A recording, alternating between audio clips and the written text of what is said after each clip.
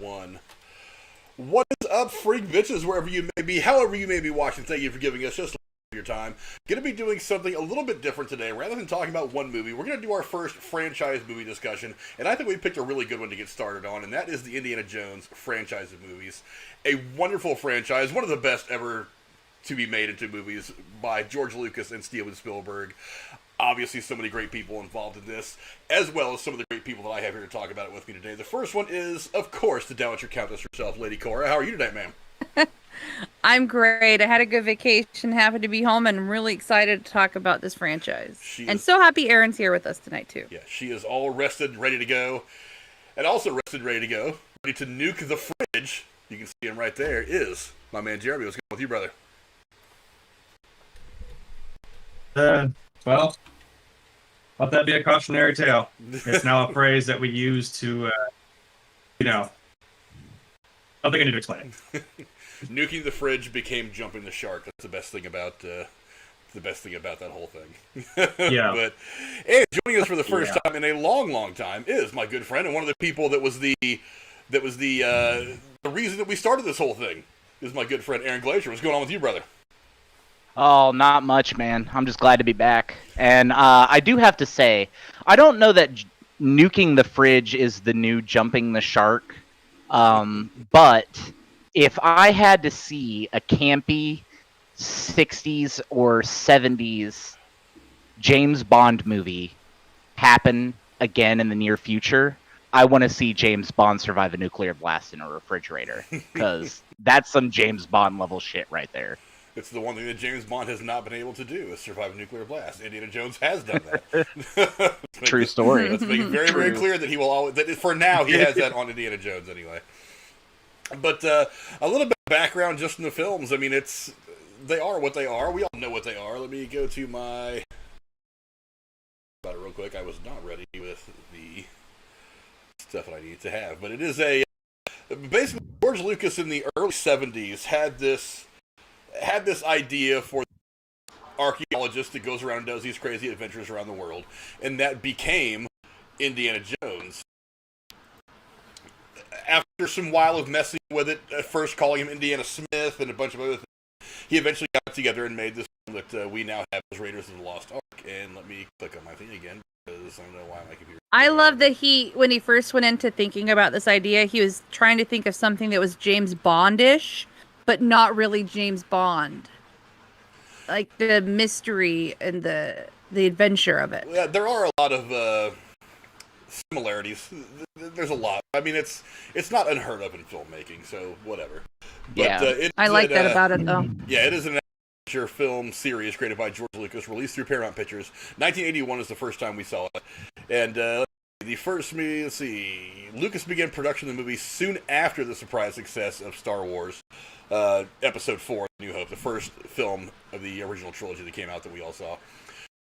Vacationing in Hawaii with his friend, director Steven Spielberg. Spielberg mentioned how he always wanted to make a James Bond-like film, and Lucas countered that he had a story that was better and proposed a concept that he and his friend Philip Kaufman had worked on in 1975, based around Lucas's desire to see a movie-style return of the 30s and 40s action serials. I actually get a lot of that whenever I watch these movies.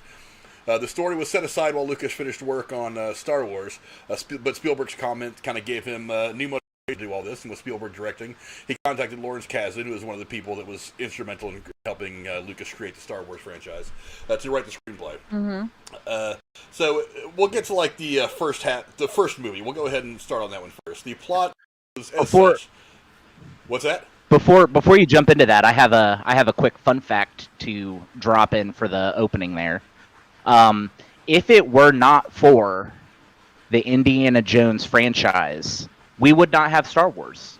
The only reason Lucas was able to secure funding for Star Wars was because Spielberg saw his potential and wanted him to direct this other movie. And they actually talked about doing this movie before Star Wars came out, because like you had said, they were discussing it beforehand, but he couldn't get any backers for Star Wars because nobody wanted the sci-fi. No, everybody was like the special effects. None of it. We're not having any of it. So when he got to Spielberg, he was like, I want to do this movie. And Spielberg was like, I'll give you the money to do this movie, but you got to do this other movie for me. And if it were not for Indiana Jones and Harrison Ford, we would not have Star Wars today. That sounds about right. That's actually kind of a normal thing to hear from Hollywood now.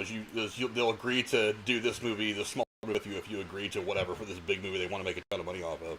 That kind of back and forth has actually been kind of a regular thing in Hollywood from the beginning, but it wasn't really accessible to everybody. I feel like nowadays it's probably something a lot more people will do, but they would only do that for certain people in Hollywood back in the 20s, 30s, 40s when filmmaking was still kind of in its infancy. But yeah, that all makes perfect sense to me. I believe all that. But, Raiders of the Lost Ark, we'll start with the basic plot of this movie first. Set in the early half of the 20th century, the film is the story of an archaeologist named Indiana Jones, hired by the U.S. government and pitted in a race against time to locate the mysterious and supernatural Ark of the Covenant before it falls into the hands of Adolf Hitler and his regime of Nazi assholes who seek to use the biblical artifact's power as a means for world domination. It was shot in just 73 days on a budget of $18 million. The release of Raiders of the Lost Ark happened on June the 12th, 1981, and saw the movie become quickly the highest-grossing film of the year with 1981 money, mind you, $384 million, which today would make it a $50 million movie.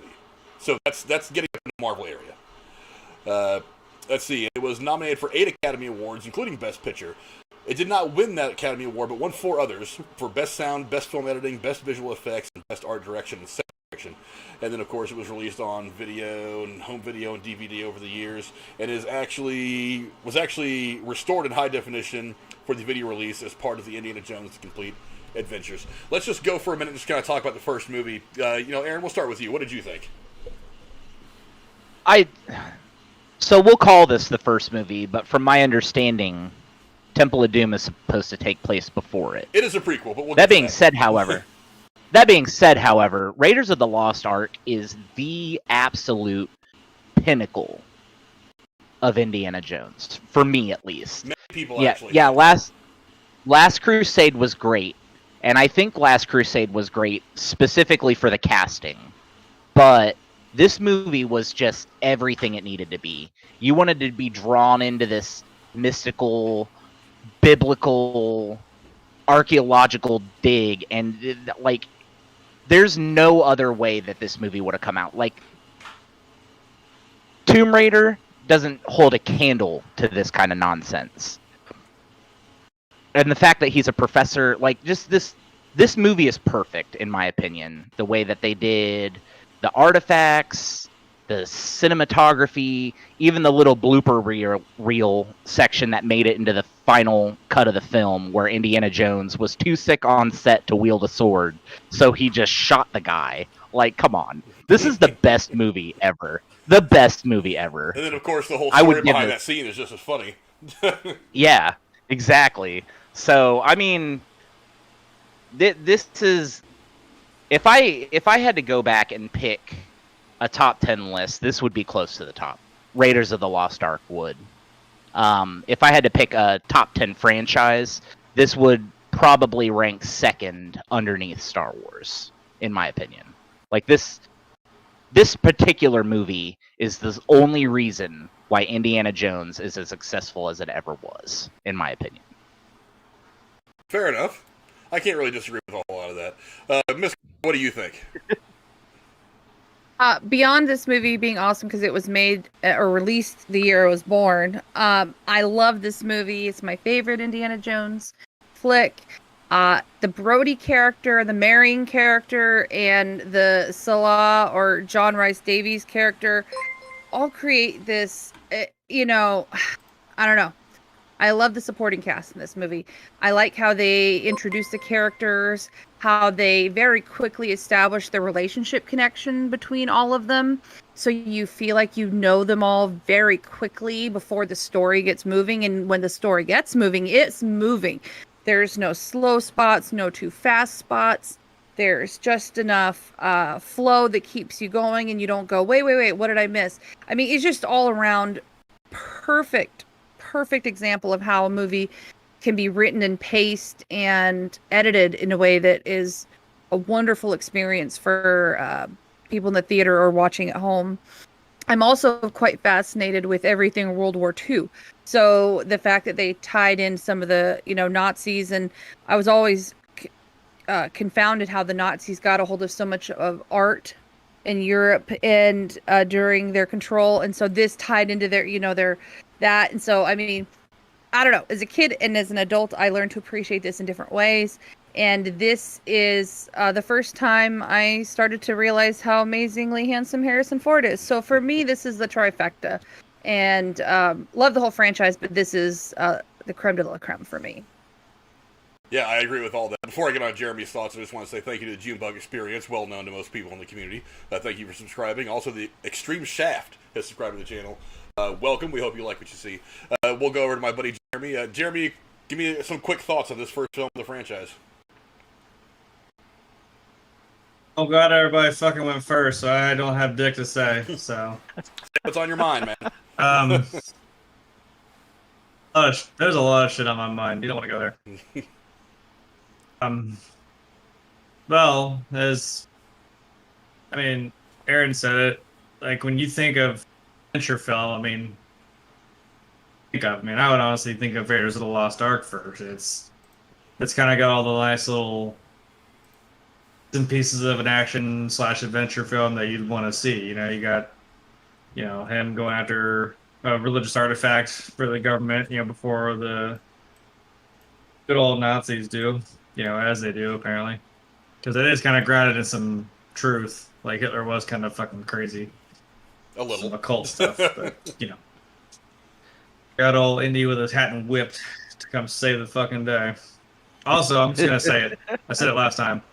This is the Bond thing that I think you're talking about. It's like when you think of like Bond girl, like there's an indie girl in like each fucking movie, and I'm just gonna say it, but Marion is fucking god tier. She has great wit, and she's funny as well. It's not just that she's beautiful and there's a love interest. She's fucking witty, and she's engaged, and she's part of the. I don't know. You know what I'm saying? It's like romancing the stone. I mean, that she was male, supposed female. to come back in the third She fucking movie. gets it. Yeah. I mean, she fucking gets in there, man. Like, when they're in the planes, like, even though she's trapped in there, she said, fuck it, I'm gonna crawl down to the other side and fucking get on this machine gun and fucking these Nazis out, man. Like, she don't fuck around. And she did that shit barefoot. Let's not forget about her very first scene of the movie where she outdrank that fucking golem lady. Exactly. Like, you know exactly. Shots, you know man. exactly what kind of. Mm-hmm. You know what kind of level she's on. That's what I'm saying. Agreed. Yeah. And I love how she has so much disdain when she first sees Indy coming back. She's like, no, I don't care what you're selling. I don't want any of it. And it's like you want to know the backstory in a way that we get a taste of, but it's just fantastic how that relationship is so understood so quickly. She fucking smiles and just decks him right in the fucking face 2 seconds later. I'm like, oh, it's like that. Okay, gotcha. It's one of those. Yeah, there couldn't have been a better start to this franchise in that particular film, Raiders of the Lost Ark. I realized over the years, this is one of the first movies I watched where there was a really, truly badass female character. It's like over the years you see, Sigourney Weaver as Ripley and some others come along, but it's like you really think that her character could have kind of done all this shit without Indiana Jones. Like, she could have gotten mixed up in all this, and I don't know, maybe it would have come out differently, maybe she'd have won, lost, whatever, but I mean, she certainly would have given the antagonist a severe fucking headache over the course of this movie, because she herself is badass. She is not just a love interest, which I think makes her character that much better, is she is an equal to Indiana Jones on so many levels. The intellect is there, just the guts is there, she is really a female version of his character, and I think that's one of the reasons why it works so well in this film. And, Karen Allen is awesome. She was awesome for even though she brought a frying pan to a knife fight. I mean, she was still gonna go for it. No, she won. I would take a frying. Yeah, I would take a frying pan and a knife fight any day. Are you kidding me? Works for her.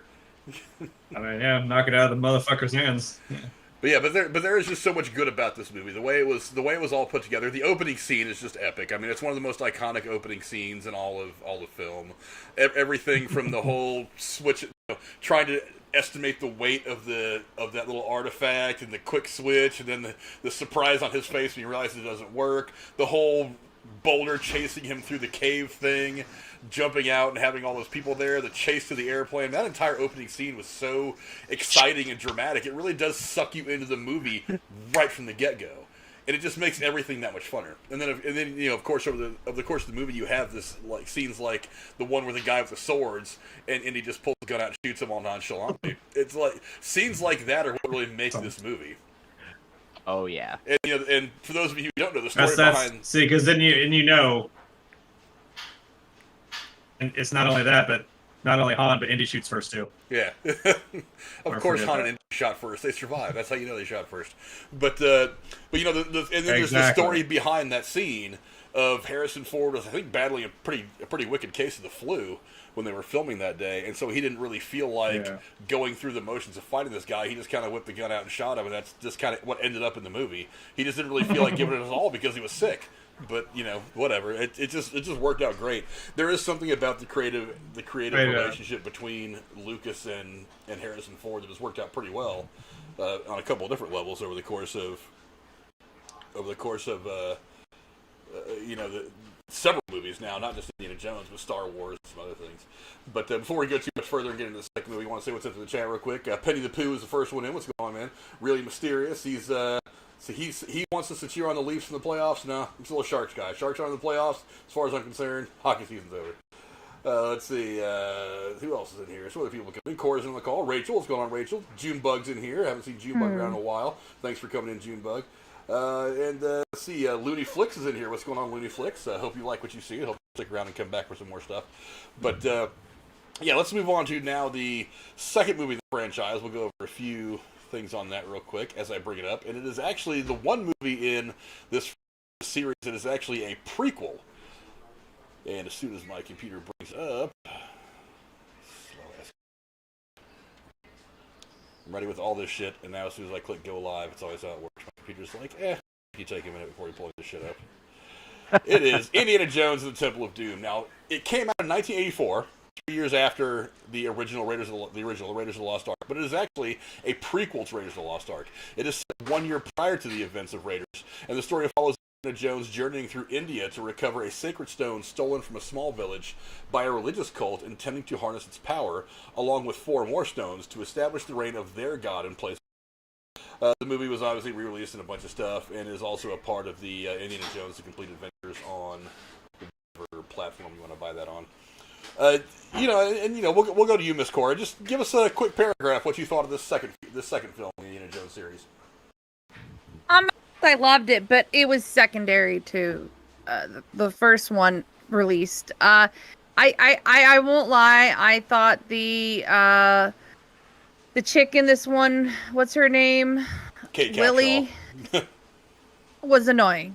I don't know if it was her voice or the fact that she just could not handle being outdoors and just whiny. I mean, it was comical. The little guy who was in the Goonies, who plays a little boy in this, he was great. Mm-hmm. I liked it, of course, because it was Indiana Jones, but it's like maybe my least favorite Indiana Jones movie. Maybe Crystal Skull would tie it for least liked, but I did watch it. I do still watch it when we watch them in order. I mean, it was still, like all the movies, great costuming, great writing, great set production. Holy shit, everything looks so real. It doesn't look hokey. Great musical scoring. I mean, it's got the bare bones of a fantastic movie, but it just does not compare to it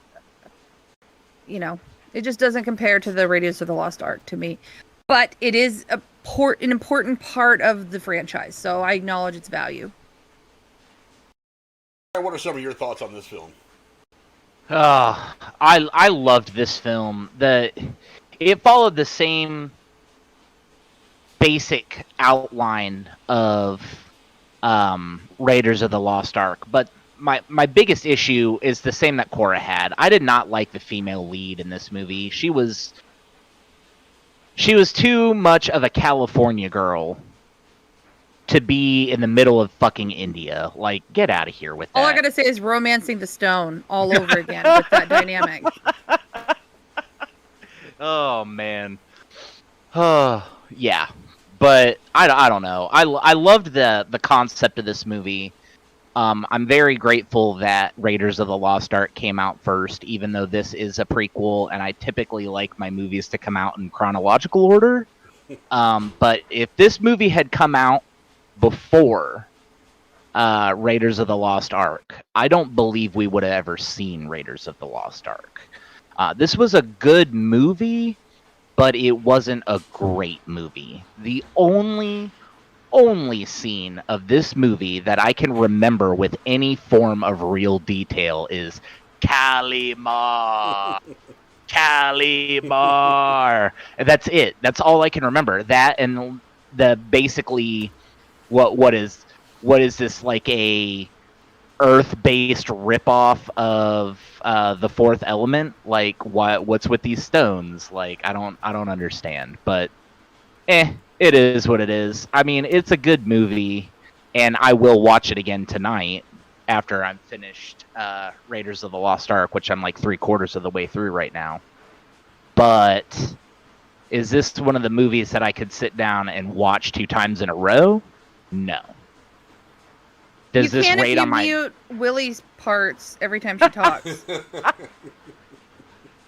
Does this The this Willie movie filter. this particular movie doesn't rank on my top 10. But I would say it's probably in my top 50. It's a good movie, but it is not the best. Do you agree that it is a good part of the franchise? Absolutely. I feel Okay. like so there's more to this franchise than just these 4 or 5 movies that we're going to talk about today.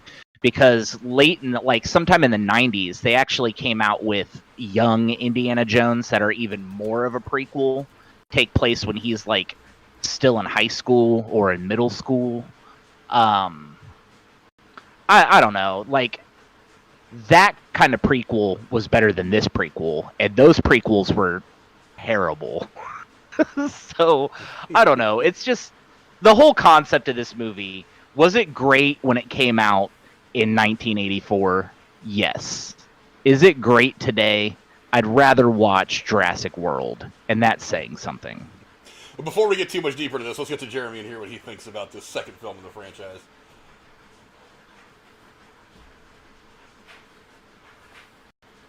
No. My turn? Yes, it's your turn. It is. I hand off screen him, just smack me awake. Don't. I'll fuck you up. Anyway. Yeah. The only reason why fucking what's her dumb face was there is because she's Very insightful. whatever, her aside.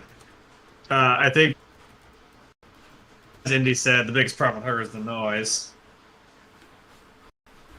The dynamic between Sharp is fucking phenomenal. It's almost like it's like, you know, you're around friends. Like, I don't fucking care. Like, they're 2 great characters that work together. I don't give a shit.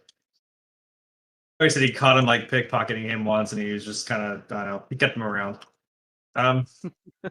This one's I don't mind this movie. I mean, in the franchise, sure, I don't hate it, because this one's not necessarily the same as like Raiders or Last Crusade.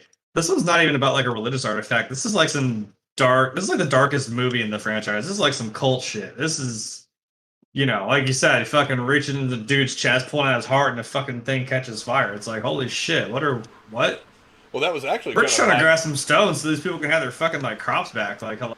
Yeah, that was actually kind of by design on the part of Lucas and Spielberg.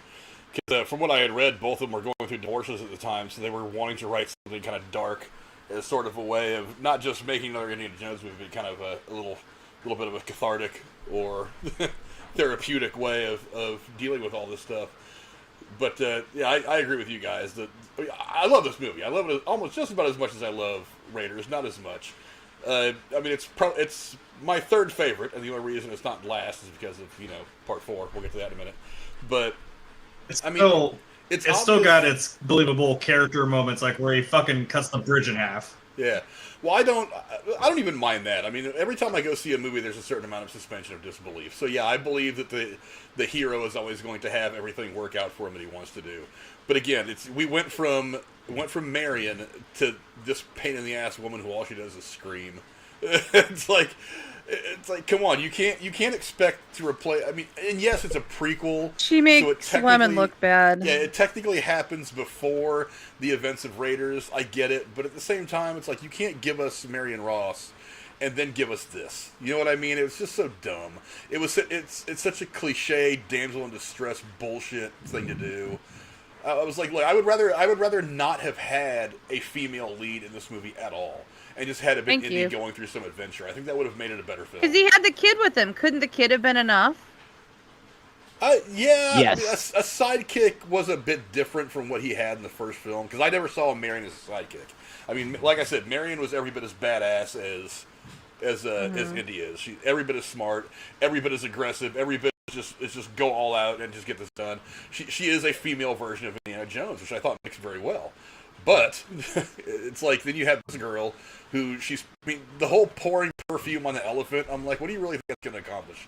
You're going to have an elephant that smells like elephant and fucking Chanel No. 5. That's all you're going to get. And be pissed. It was so dumb. And be completely pissed. Yeah, and make the elephant sick from having to breathe that in and give it. And you're dumping a bunch of chemicals on an elephant. So I mean, whatever. Look, and I'm not blaming Kate Capshaw. For one, her husband at the time was directing it, so whatever. and for two, I mean, come on, who wouldn't have wanted to have been in the sequel to Indiana, or the next Indiana Jones property to come out back in 1984? Who wouldn't have wanted to be in that movie?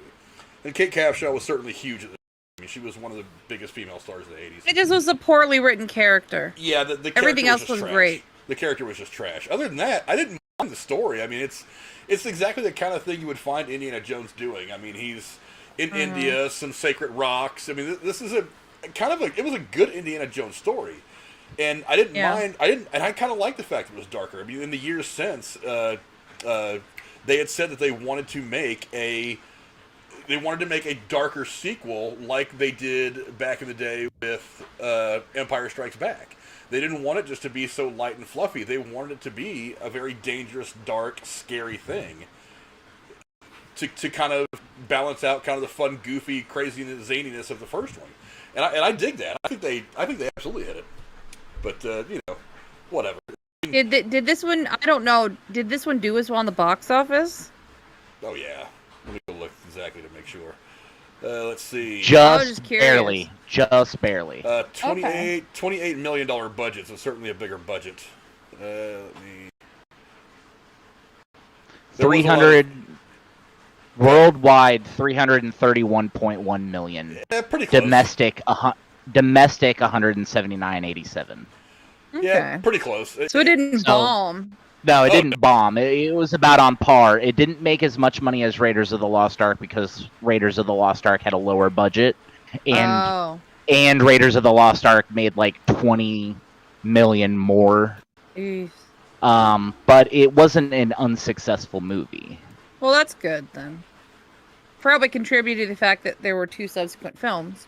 Yeah. Should have been 5, but yeah. Might still be. Well, yeah, we're gonna get to that. You never know. we're gonna talk about it at some point. But it's honestly, I liked the movie. I thought it was very, very good. It again, just the female lead, not good. What the cool thing is though is it was kind of balanced out by Ke Huy Quan, who played the little kid in the movie, who played Short Round. Mm-hmm. The annoyance of Kate Capshaw's character was kind of balanced out in large part by him. He was a way better character, way more interesting, way funner to watch than whatever the hell her name even was. But Frank, if you had to rank in order, where would this be in the list of currently 4 of ones you like and don't like? Oh, it's third. Okay. But honestly, the only reason it's third is because the fourth one was so terrible. We're going to talk about that one in a second. But it's like, the fourth one was just not good. It had some good aspects of it. It was an okay concept, but it just wasn't good. We're gonna get to that though. When we get to there, I'll go into what I think of it. But any final thoughts? I'll start with you, Jeremy, just on this movie before we move on to into the one that a lot of people still think might be the best one in the franchise. Any final thoughts from you?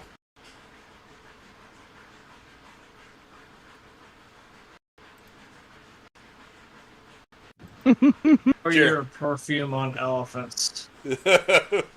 Yeah, that's see, like I said, it's just like some of that stuff was just dumb.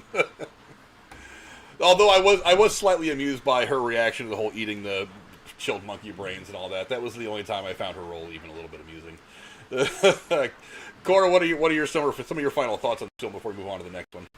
I agree with everything you all said. 100%. And Aaron, how about you? Final thoughts on this movie? Yeah, just final thoughts on this movie before we move on to the next one. I mean, this ranks the fourth best out of the four movies for the movies for me. So that's where I sit. It's not a bad movie, but it's not by any means the best at all.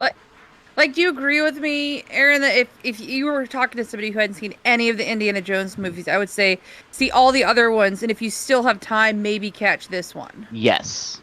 Okay. I would say watch all the original three. I think they're all really good. I mean, I don't want the Willie Scott character that Kate Capshaw plays to kind of bring down the fact that this is a really cool story. It's interesting because it's a lot darker. I mean, it was a good movie. I don't want the fact that her character was kind of garbage in it to take away from the fact that the movie is pretty good. That's just my particular thoughts on it all. But we'll go to the chat, see what some of you are saying. TSS says that he agrees with me. It's his third favorite Indiana Jones film. Yeah, not bad.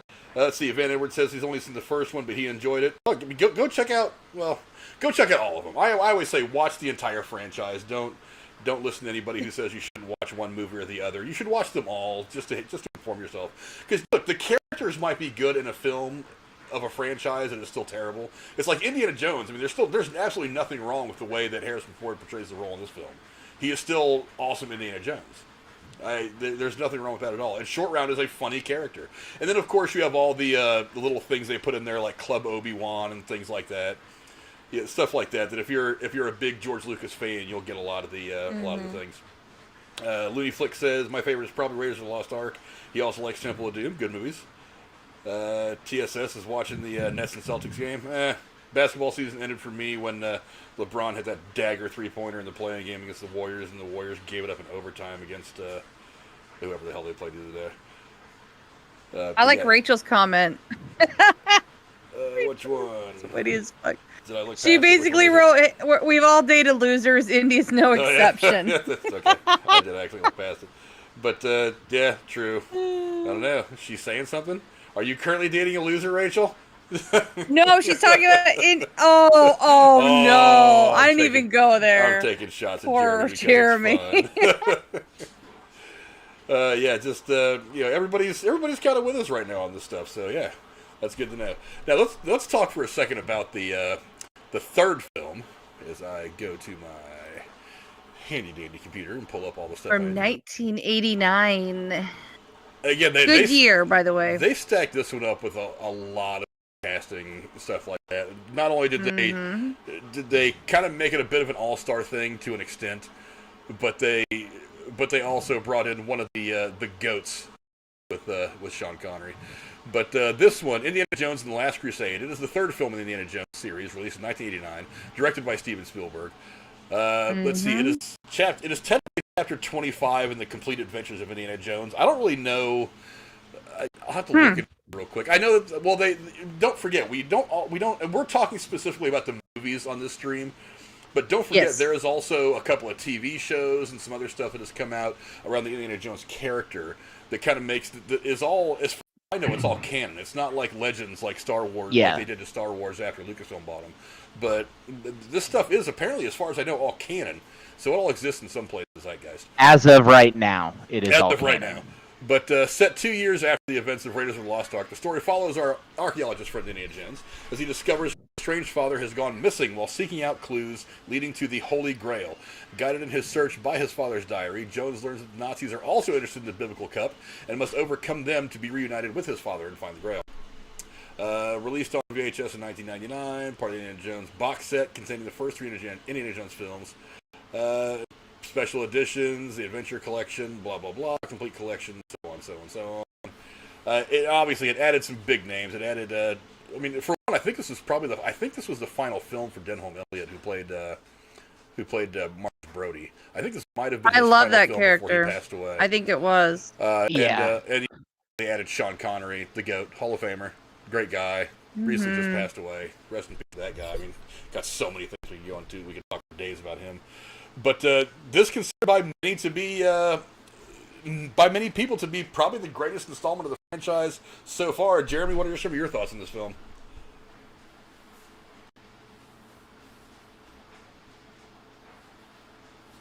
You got Sean Connery, so fucking go wrong with that.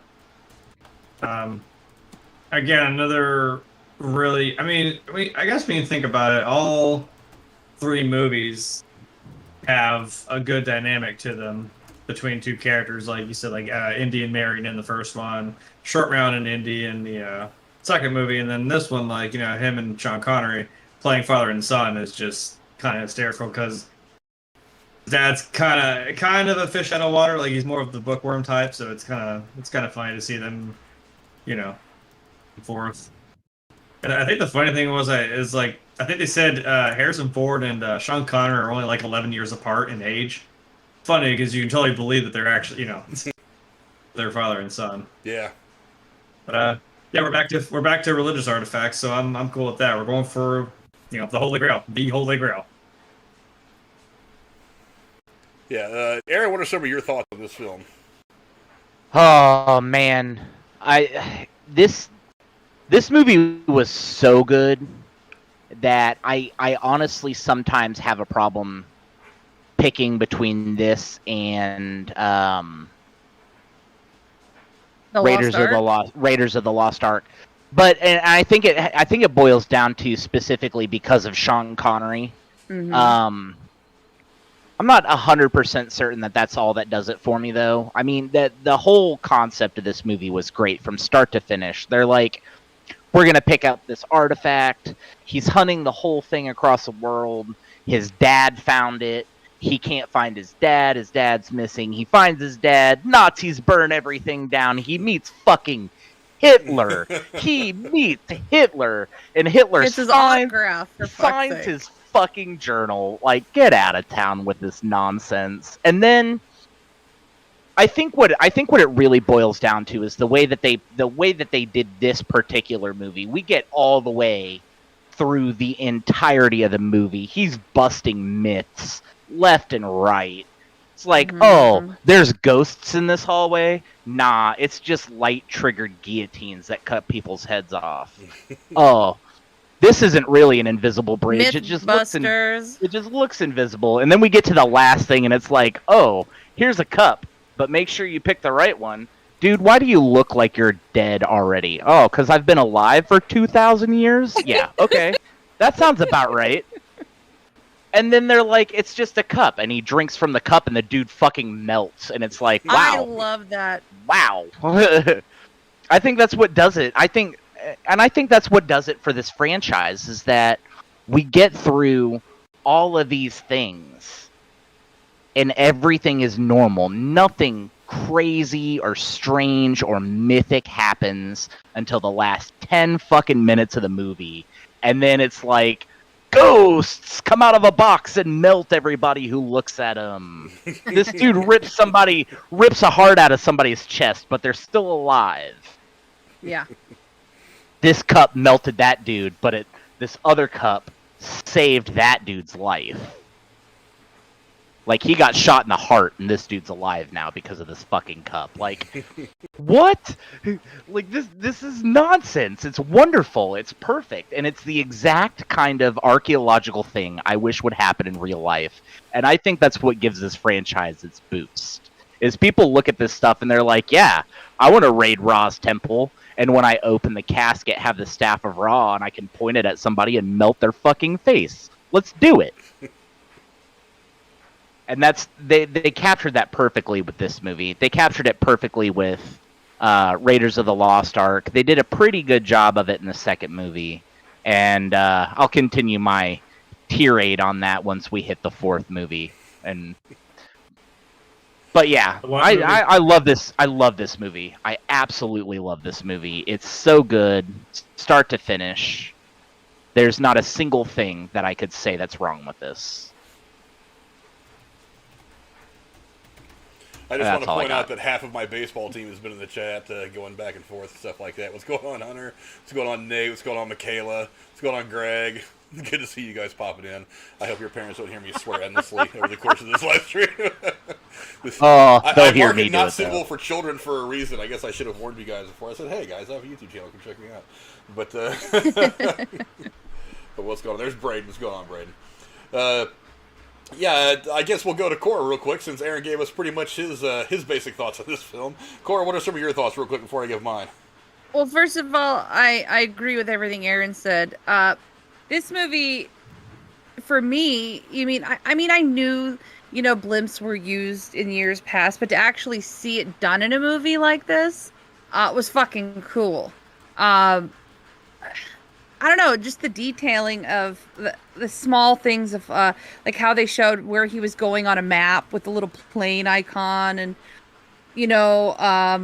the comedic moments, like when he goes into Elsa's room to see if her room got raided and she's in the bathroom and she doesn't know her room's been trashed, and all of a sudden he's getting laid. It's just like, I don't know, it's just funny stuff. And then especially at the end when they realize they both slept with her and they look at each other. I mean, there's so much adult humor in this that as a kid you don't get it, but as an adult you're like, this is fucking awesome. This is an adventure movie, and they're making cracks about this shit. And how many times did he say in the movie, "Don't call me Junior"? It's like, get over it. He's gonna call you Junior, okay? I don't know. It's phenomenal, the whole thing through and through. Love it. My husband's mother has passed away almost 10 years ago, and this was one of her top 5 movies, and we watch this every few months when Dan is a little sad and missing his mom, and so this movie is pretty sentimental in our household. So yeah. Hell yeah. Good movie.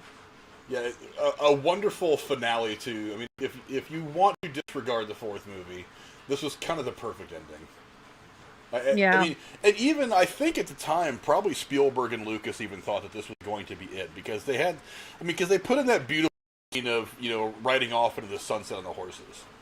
There was a symbolism behind that scene that I didn't get it until later in life, because when I'm a teenager watching these movies, I'm like, whatever, I'm just going to watch this movie and whatever. But as I watch it later in life, as I become an adult, I start to understand how the movie business works, the way that filmmakers can take very personally the characters in the films and stuff like that they really are labors of love. That scene became even more poignant to me. I was just like, this is not just a good closing scene, a great visual, which it was all those things. This was, in a way, the filmmakers saying goodbye to these characters, and I thought that was a beautifully done scene. What's going on, Night Watch? Good to see you around, buddy. You have to go back and watch his video.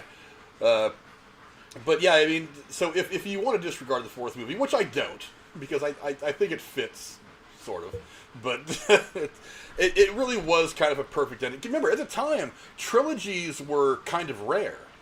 I mean, you would get sequels pretty regularly to things, but you wouldn't always get a trilogy.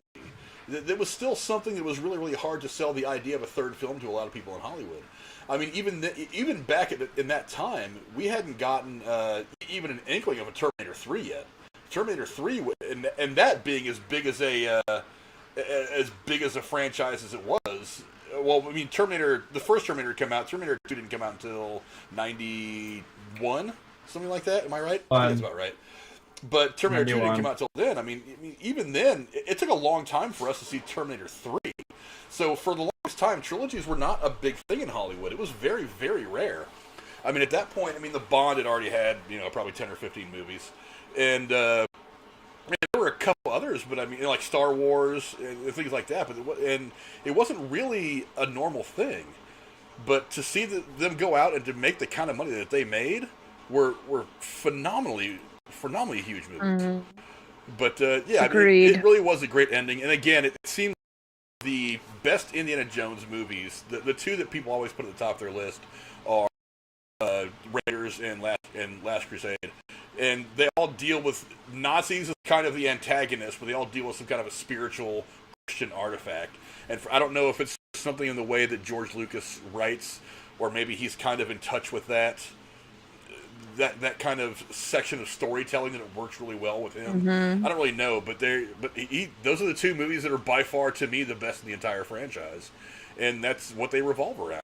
I mean, George Lucas does have this kind of weird fascination with, I'm not saying that he thinks they're good or anything, but with like the Third Reich and the Nazis, because he did model the Empire in Star Wars after the Third Reich and all that stuff. There's a lot of visual cues that go back to a lot of the footage that you can see from World War II and the parades and all that Hitler did with all the Nazis and stuff in Germany. So maybe that's just an era that he had studied a lot and he felt comfortable telling a story from that spot. And there's been a lot of stories that were really amazing, interesting stories told from that time period. But yeah, I don't know. Maybe that's just how it worked for him. All I know is, these two films are by far the best. And they're just awesome. That's all I have to say about these. But I think it's a good time now to move on to the fourth film, much to Jeremy's chagrin. I know he doesn't want to talk about it, but I don't think any of us do. This isn't just me. This is where you are incorrect. I don't know. I'm not hating on it, so I would love to talk about it. I will hate all over every square inch of this movie, with the exception of one or two things. Okay. But Indiana Jones and the Kingdom of the Crystal Skull is the fourth Indiana Jones film. It was released May 2nd, 2008, about 1.5 million years after the last Indiana Jones film. And it was 19 years between the last Indiana Jones film and this one. It was set in 1957, and archaeologist Indiana Jones abducted in Mexico by the Soviets and becoming embroiled in their plans to power the Crystal Skull of Akator, better known as El Dorado, to gain the decisive edge in their Cold War with the United States. It was released on DVD later in 2008, same year as the first of the Indiana Jones movies to receive a Blu-ray edition. The film released another Blu-ray release in 2012 as part of the Indiana Jones Complete Adventures. Made for, let's see, what was the budget? They did not put the budget on here, which is interesting. But, okay, let me go over the good things about this first. For one, it's interesting. Because they don't want to talk about that. They don't want to talk about how much money they spent on this movie. But let me go over a couple of good things about this movie first. First off, they brought back Karen Allen, which her and Indiana Jones. I love the wedding scene. The wedding scene at the end was good, but I mean, just the back and forth between her and Indiana Jones was almost as good as it was in Raiders of the Lost Ark. It was close. It wasn't the same, but I get that it didn't feel the same because we're 1 million years removed from the first movie, so I didn't expect it to be exactly that. Then I think Karen Allen had pretty much, with the exception of a few smaller things, I don't think she was acting a whole lot for a long time. I know she was doing a few guest spots on TV for stuff, but I think she had pretty much left the game at that point. But to have her come back and really go balls out for this, she still was Marion Ravenwood. I called her Marion Ross earlier. I don't know why I did that. She still was Marion Ravenwood. She was the embodiment of that character, which I thought was wonderful. Then they added Cate Blanchett, who I've said many, many times is one of my favorite actresses in the world. She acts with her eyes, which I really, really love. She's been great in just about everything she's been in. And then, of course, Harrison Ford comes back. They went. Don't forget John Hurt. He's fantastic. John Hurt, who is there's nothing, that guy's never done anything bad on camera. Rest in peace to John Hurt. He passed away just in the last, I think the last 2 years he passed away as well. Yeah. Now, they also brought in Ray Winstone, who's been a good actor for a long time. He was a bit of comic relief, a bit of a foil. But there's my kid Braden, from one of my kids from my team subscribing. What's going on, Braden? Thanks for subscribing. But he was pretty good. But they decided to do something that a lot of franchises will do when they feel like they need to get a bit of a leg up and try to get some a little bit more credit is they added the big name in Shia LaBeouf. Now, Shia LaBeouf, obviously terribly big at the time, and I'm not saying he's a bad actor. I've liked several of the films that he's been in, and I've liked him in them. But he's, again, he needed a bit more seasoning before you throw him in there with Harrison Ford to play what they wanted to make it to become, which was the heir apparent to Indiana Jones. There's many things that I've read is that is it Lucas and all these guys wanted this to be a way to push the franchise forward without having Harrison Ford play the lead role.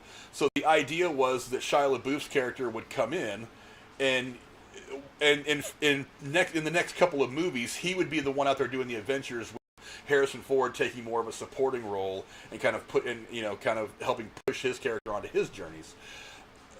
Didn't work at all. I mean, I have nothing against Shia LaBeouf. I know he's a bit of an odd bird. That's fine. We're all a bit odd in one way or another. But he just did not work in this movie at all. For one, his character had a terrible name. I mean, why do you name the kid Mud? It's like, why on earth would you name him that? It was a terrible name. Don't get that's not his name though. It was a nickname. That's his nickname. But that's the name that he carries through the entire film. This is greaser name. Yeah, but that's like Indiana Jones. His name is Henry Jones Jr. Yeah. And he calls himself Indiana Jones. Indiana could be seen as a bad nickname too. Yeah, he chose his own nickname. I get that. I get where you're coming from, that it was like not a great name for the movie, but for that time period, nickname too. But for that time period, it was perfect. Like you gotta think this was set in Cold War, fucking times. We're talking about greasers. We're talking about 50s where people had nicknames like Mud. Like, shut the fuck, like, get out of here, Mud. Get the fuck out of here. I mean, didn't he even say that to him? Something like that, yeah. What kind of name is Mud? What kind of name is that, kid? And he said something along the lines of what kind of name is Indiana. The name, we don't like it? Yeah, exactly. Look, I don't have to like it. All I know is that it just didn't work for me. That's all I'm saying. That's okay. Fair enough. And thanks to Sneezy Plays, another one of the guys from my team, Greg, another one of the guys from my team. Thank you guys all for subscribing. I appreciate you guys supporting me like this. Greg actually hit it in the park grand slam the other day. I want to show some love to him because I was trying to hold him up at third base, but he ignored me and ran anyway and scored. So I'll let that fly because you scored. But yeah, a bunch of good kids that I coached this year. But yeah, I couldn't get behind the name. It just didn't fit. I don't know. It didn't work for me. It sounds like it works for you guys. It didn't work for me. But like I said, the more important thing is the fact that he just didn't fit in this movie at all. Shia LaBeouf. Thank you. It didn't work. John Hurt works in just about everything. Jim Broadbent, who kind of takes over the not the older role, but the Marcus Brody kind of role. That was pretty cool. Yeah. It does explain why some of these older guys aren't in this new movie kind of early on. He mentions the fact that Marcus and his dad had passed away. In actuality, they actually wanted to get Sean Connery. Didn't Sean Connery turn it down? They had reached out to Sean Connery to try to come back and at least not to do a full role, not to really be into it like he was in the last film, like a cameo, just to play some kind of a small supporting role. And while he was kind of interested, from what I heard, he ultimately decided that he wanted to stay retired from acting. He actually retired after League of Extraordinary Gentlemen. He retired from acting. Yep. And they tried to get him back, and I think he thought about it pretty hard, from what I read, but ultimately decided that he had had enough and wanted to about the rest of his life. But so they explained him and Marcus passing away. The guy that played Marcus Brody actually did pass away several years earlier. He was another British actor that was very, very famous for a lot of stuff, mostly in Britain, but he did a lot of American films as well. So it explains it away. But it also, one of the cool things about this movie is it did touch a little bit on Indiana facing his aging a little bit. It's like, because he was so used to being that, for lack of a better term, swashbuckler, always being that crazy guy out there swinging around in the whip, doing crazy things, running away from giant boulders. But even he has to face a little bit of his own mortality in this. That he's not out there doing it like he used to do it, and it even seems like he recognizes that as he's going off on this adventure.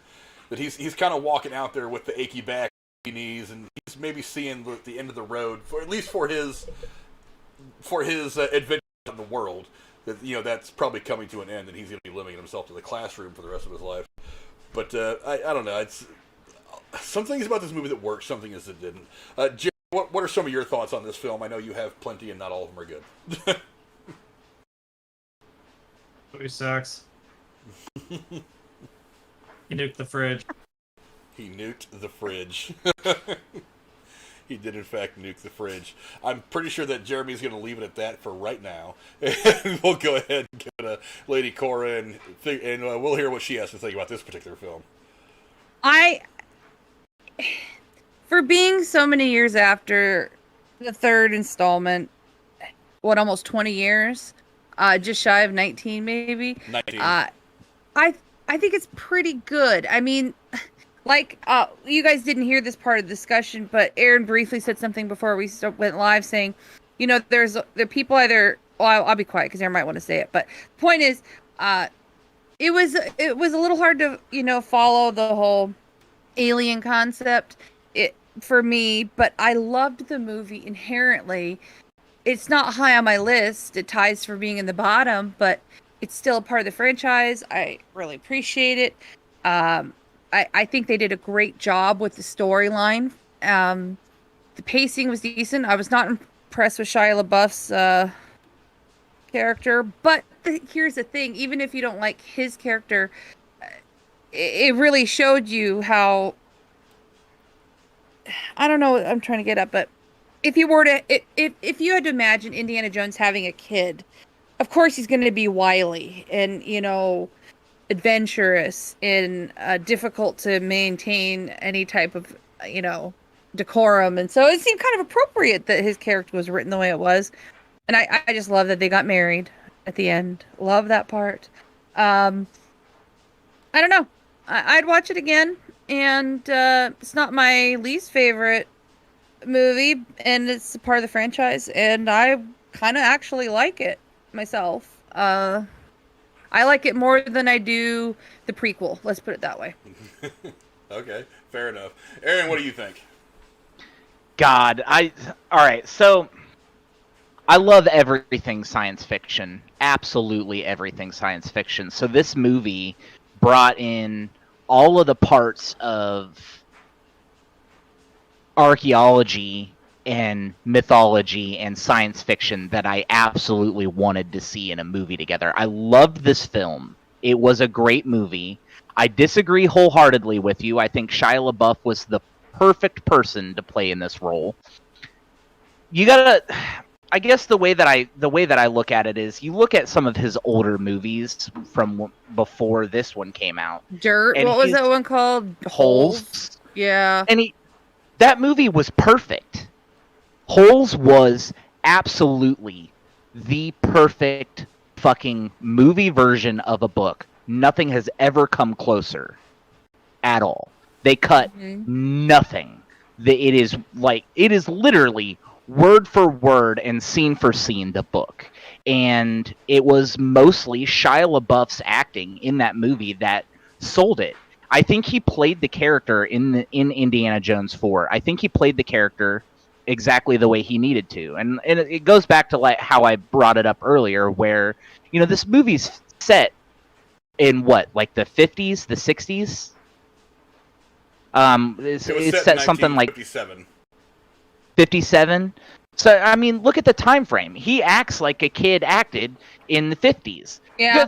Go back and watch Happy Days and tell me, or Grease, and tell me that he does not act like one of the main characters of Grease, or does he not act like a slightly more rough version of the Fonz? He's not as cool. He can't hit a jukebox.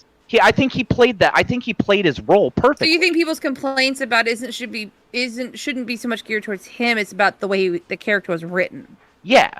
Okay. Because he played that character perfectly. I have never seen Shia LaBeouf in a movie and gone, "Wow, that's some bad acting." Like he's played every role he's been in perfectly, in my opinion. And he got that tattoo on his chest for that one movie about the Mexican cartel. Holy shit, he was good in that movie. So I mean, I feel like he played the role he was set to play. This movie was great. The one reason why I think so many people had a problem with this movie in comparison to the other three is not because it's aliens, but I think it's because we broke that tradition of everything's normal, everything's normal, everything's normal, everything's normal, and now we've got all this crazy shit happening in the last 10 minutes of the movie.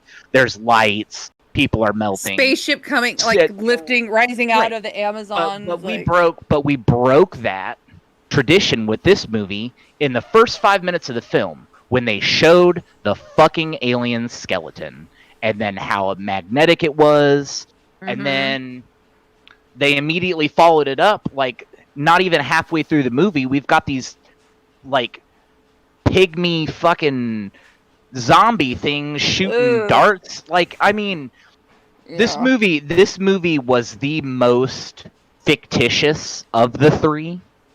And it's very unlikely that somebody could see themselves going to El Dorado and finding a fourth dimensional spaceship with what amounts stasis. Well, and here's the other thing. They weren't aliens. They were not aliens. That was one. All of those that were in that spaceship were one living entity. And when it fused together at the end and came to life, that's what you saw. There weren't 14 of them. There was one. And the only reason why it couldn't go back to being its solid self was because somebody stole one of the fucking 14 skulls, you know? So, I mean, and he wasn't an alien. He's just a fourth dimensional being. You can call him an alien if you want to. We're splitting hairs at that point, but still. If you follow along all of the stuff that Indiana Jones has put out, this kind of thing makes sense in this universe. So I like the fact that this movie fits more or less. It's just not biblical. And that's what a lot of people have the problem with. That being said, this movie did wildly successfully in comparison. Well, everybody had been missing Indiana Jones, and so the fact that a new one came out, like Good, Bad, or Ugly, yeah, but for it to more than double. That's because they fucking tricked us. More than double the box office of Raiders of the Lost Ark. No, hold on. Nobody how did they get? Nobody tricked How did you get tricked? I'm curious what you mean by tricked. Because when you drop the fact that, like, 30 fucking years later, you're like, oh, there's gonna be another Indiana Jones film, and everyone's like, oh my god, yes, and everyone's gonna run to the theater. You're all excited. You all want to see it again. You're like, oh my god, what's this about? So you get all this people coming to the theaters, all flocking, giving their fucking money out. Then you're like, oh, well, you just took a giant shit on my head. Well, what the fuck? I felt cheated out of that one. I don't really feel that though. I don't feel like it didn't shit on anything. We had all the action. Jeremy's representing a sect of people who felt that way though. That's true. I mean, I think it was a 50-50 mix. I don't know what you guys think, but it seems like people either liked it enough and were excited because it was Indiana Jones, or they just didn't like it and they were disappointed. When they said, hey, we're gonna bring back you cut out there. Oh, they were like, hey, we're gonna bring back fucking Star Wars, and I'm like, oh yeah, well, I was letting you guys talk. Yeah. I was like, well, they're gonna bring back Star Wars. Oh, good. Did we not learn our lesson from Indiana Jones? Are we gonna fucking do this again? It's a cash cow, like Frank said. I shit all the fuck like all this over bring a ton of money in, so that they can work on smaller projects. I mean, yeah, that's what it's about, isn't it, Frank? I would. Yeah. You know what? I mean, let's face it, Hollywood's it's all like about money. from fucking Jurassic Park. Yeah, but my point being is that if this movie sucked you didn't stop to think if you didn't stop to think if you should. But they want the money, Jeremy. They're all about the money. If this movie sucked so bad, why did it more than double the gross income of Raiders of the Lost Ark? More. I think you have to your argument doesn't. Your argument isn't valid because all of the people who saw Raiders of the Lost Ark, all of the people who saw Raiders of the Lost Ark, all of the people who loved Indiana Jones, who didn't want to see the movie, they went and saw it one time. All those people went and saw it one time and they said, fuck this, I'm never going to see it again. All those people in that demographic have only ever seen the movie one time in theaters. There's no reason why this movie would have cleared more than double box office amount of money Well, that's not true if in a way, people 'cause weren't seeing it. But Aaron, look at the cost of movie tickets compared to what they were 20 years ago. Because yes, there's that, There and is a because it already has an differential. established fan base, is what I'm saying. There's Yeah. a lot of people that love this fucking series. Well, and over time, on that note, let me it's read a little. grown exponentially. You're taking more people, like you said. Well, let me read a little bit of something about the box office real quick to the point of what Aaron was trying to make. The film will need to gross at least $400 million to make a profit for Paramount. Unlike other film franchises, they are the only distributor of Indiana Jones, which is copyrighted by Lucasfilm. Let's see. The original deal, they would only have to earn 12.5% of the film's revenue, as the $185 million budget was larger than the original $125 million estimate. Lucas, Spielberg, and Ford turned down large upfront salaries so Paramount could cover the film's cost. Paramount will only see a profit beyond its distribution fee if it grosses over $400 million. At that point, Lucas, Spielberg, Ford, and those with smaller profit-sharing deals will also begin to collect their cut. Let's see. Well, it grossed almost 800 million, so it went almost 400 million over that 400 million mark. Yeah, but when you compare it, when you adjust for inflation, I know I don't really like the whole inflation argument, but I think it actually fits here. When you adjust for inflation, it didn't beat the original by all that much, because I remember I said earlier, when you adjust for inflation, the original made $754 million. So it wasn't like, it's like a movie now making $500 million and the sequel making, $510 million. It's like, yeah, it's more, but it's not like a great deal more that you could throw that out there as a significant number. You know what I mean? I am actually looking at this to see. But all the same, though, I not think bad. Jeremy has a point that, people might have been really disappointed by it and just went because they were really excited to see it. And Jeremy, did you see trailers for it before you saw it? Because I don't remember the trailers. Did they hide the alien angle, or was it obvious before it came out in theaters? Yeah, I remember the trailer. It's like, it kind of got you interested. They didn't really say anything about it. They mostly showed opening scenes. Like you see the car, you see like the dust, you see the hat roll on the ground, then you see someone put it on, oh, it's Indy, holy shit. And you see him and his friend, he's like, well, this isn't gonna be easy. He's like, yeah, not like it used to be. You see him like swinging on the whip through the fucking warehouse. Okay. And there's that joke, like you said, he is getting older. He's like, oh, damn, I thought that was closer. It doesn't really say anything about it. So, again, I feel like it was just to get everyone's interest. While Aaron's Yeah, looking and I'm for a like, couple look, things that I he's blindly went into that. Yeah, while Aaron's looking for a couple things he's looking for, let's talk a little bit about what could have been. In June of 2003, a script was written by Frank Darabont, who is famous for making The Shawshank Redemption. It was being reported as being complete, but in April 2004, the project was officially shelved once more after George Lucas rejected his script. And Darabont said he was disappointed. The crew members returning from the first three films were Spielberg, Lucas, Ford, John Williams, Michael Kahn, Frank Marshall, Kathleen Kennedy. The only crew member of the Young Indiana Jones Chronicles to return was Lucas, who was the executive producer and story leader on both. Darabont wrote the earlier script, which contributed to the final David Cope script. Blah, blah, blah, blah, blah, blah. Several publicity stills released. Okay, Frank Darabont's screenplay featured cameos from Marion Ravenwood, Karen Allen's character, and Willie Scott, Kate Capshaw's character, but did not include a son for Indiana Jones as rumored. I don't know what would have been worse, having Willie Scott back in the fold or having a not-so-great character played by Shia LaBeouf, but whatever. Spielberg and Ford initially felt that the Crystal Skulls were too connected to the previous films. I don't understand how they were connected to anything. See, according to Paramount, blah, blah, blah, George Lucas intended to unveil the title with a teaser trailer, but Shia LaBeouf announced it earlier in 2007 at the MTV Movie Awards, although the film's title was chosen in October of 2006, so it actually sat there for a year and nobody said anything to it. Fake titles like The City of Gods, The Destroyer of Worlds, The Fourth Corner of the Earth, The Lost City of Gold, and The Quest for the Covenant were registered with the Motion Picture Association of America to distract fans from its true title. Let's see. That's deceptive. They could have just put out. Well, that's not unheard of. I mean, there's been working titles in films forever. I mean, there's been some pretty famous ones. I mean, the working title for Star Wars was Blue Harvest. I mean, there's Yep. that's stuff like that. It's not unusual in film. Fair enough. Let's see. So I mean, what could have been had they gone with something that Frank Darabont had wanted to do, and bring in both the female leads from the first two films, which I'm really really glad again that we didn't get Willie Scott. But I think the idea of going for a son for Indiana Jones instead of bringing Willie Scott was probably the better way to go, despite the fact it didn't work well for me. But one of the things that really annoyed the fuck out of me about this movie is they kind of redid the entire Indiana Jones character. We at no point over the previous three films thought of Indiana Jones as a spy.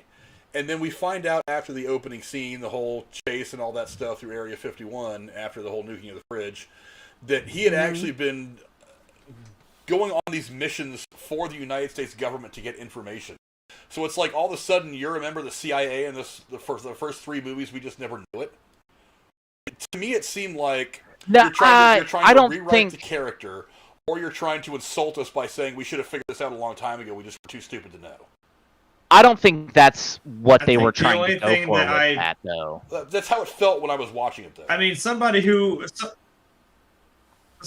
found the Ark of the Covenant and found the fucking Holy Grail, U.S. government, who he was kind of in cahoots with in the first place, they're kind of like, well, given the time period that we're in and the Cold War we got going on, maybe this guy could fucking be useful. I could see that, but I'm like, it does just kind of feel like it came out of nowhere. I don't know.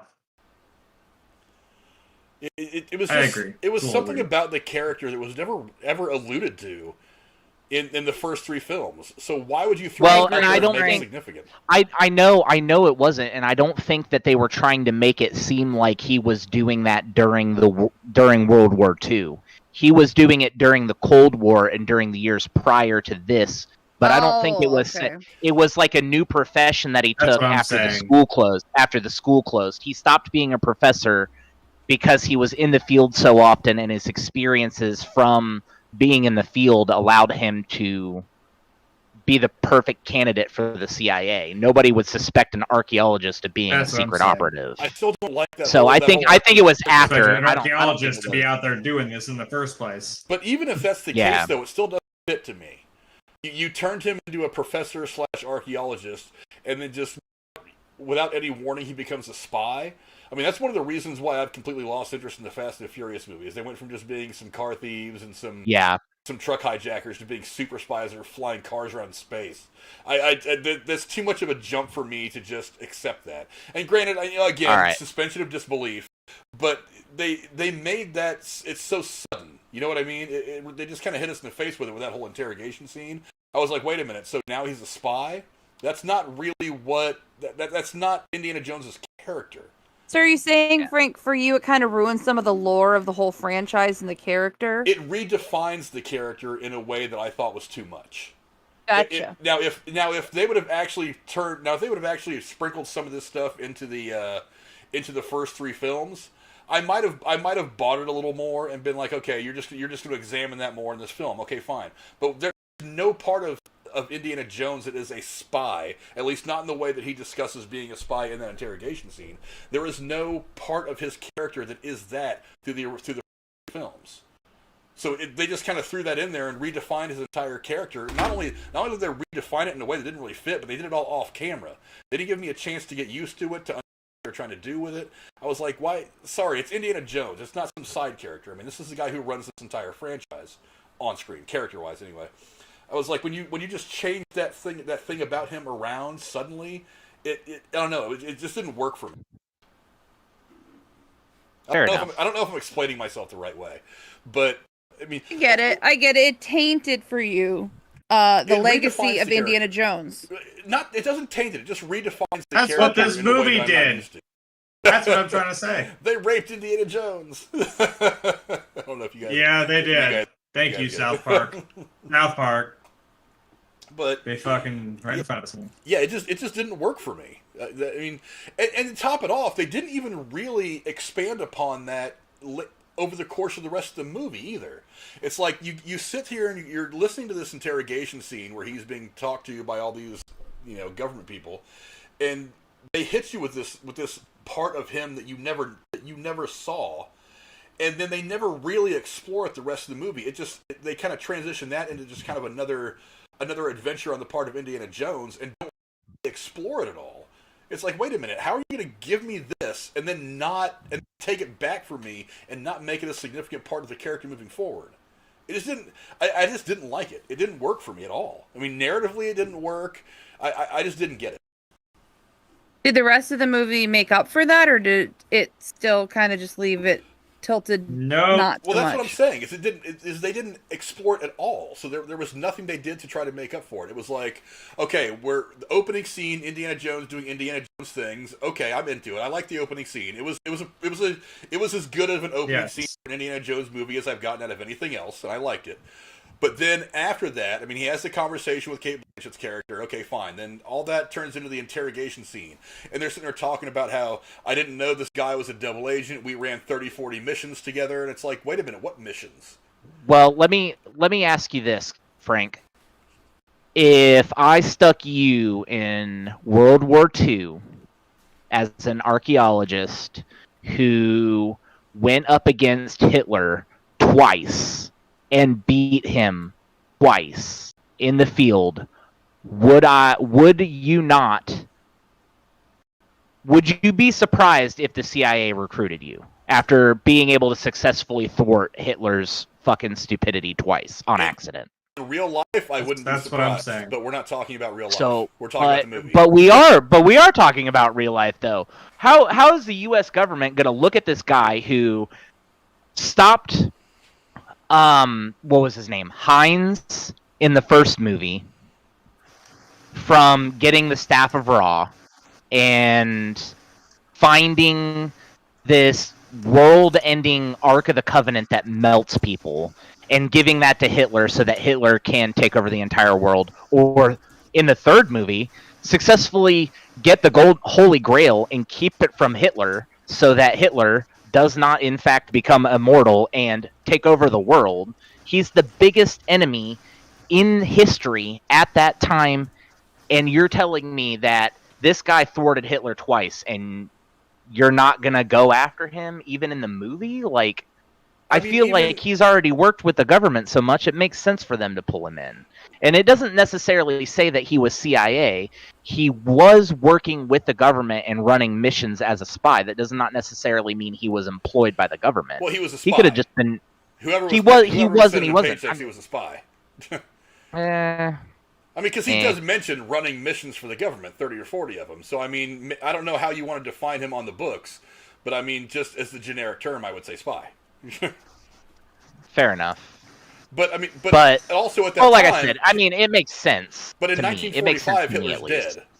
So you're talking about for the 13 years after that? I mean, but we're talking about a guy who did this. He was physically able to accomplish something so astronomically insane. Look, I'm not saying I'm not saying that from a real world perspective that doesn't make sense. I'm saying from this character's perspective, from the story's perspective, you've completely switched around what this character is.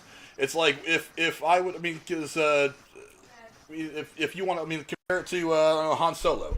Let's say that after all this time that you find out that Han Solo has just been recruited to be a fucking pilot for the Empire.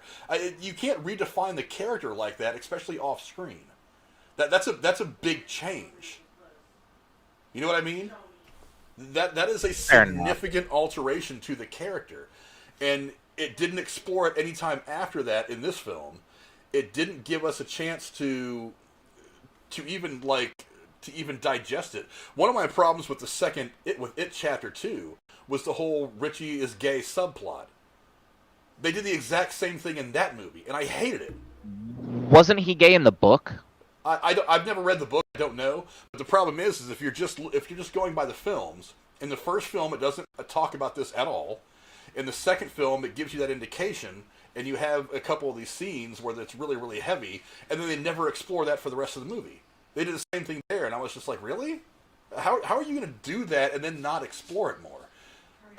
It was kind of the same thing with that character. When you do stuff like this to any character, it's really annoying, and it kind of takes me out of the film a little bit, because as soon as that eyebrow rolls up, and I'm like, what? Then I've stopped watching the movie, and I'm trying to process that weird information that doesn't fit. You know what I mean? Okay. I've got these numbers now. whenever you're ready. I've Go got these ahead. numbers. All right, so adjusted for inflation, worldwide gross for the first movie, Raiders of the Lost Ark, was $1,040,760,000. Oh. For the second movie, it was $856,067,067.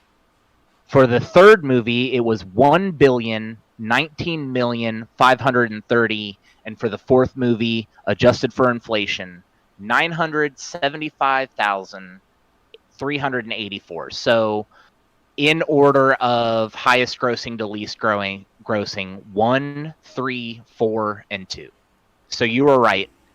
The first and the third movies did end up grossing technically more than the fourth movie, but not by a wide margin. That's what I'm saying. But you have to be honest, though, Jeremy's right. A lot of that is just the fan interest. It's not so much that it was that great of a movie.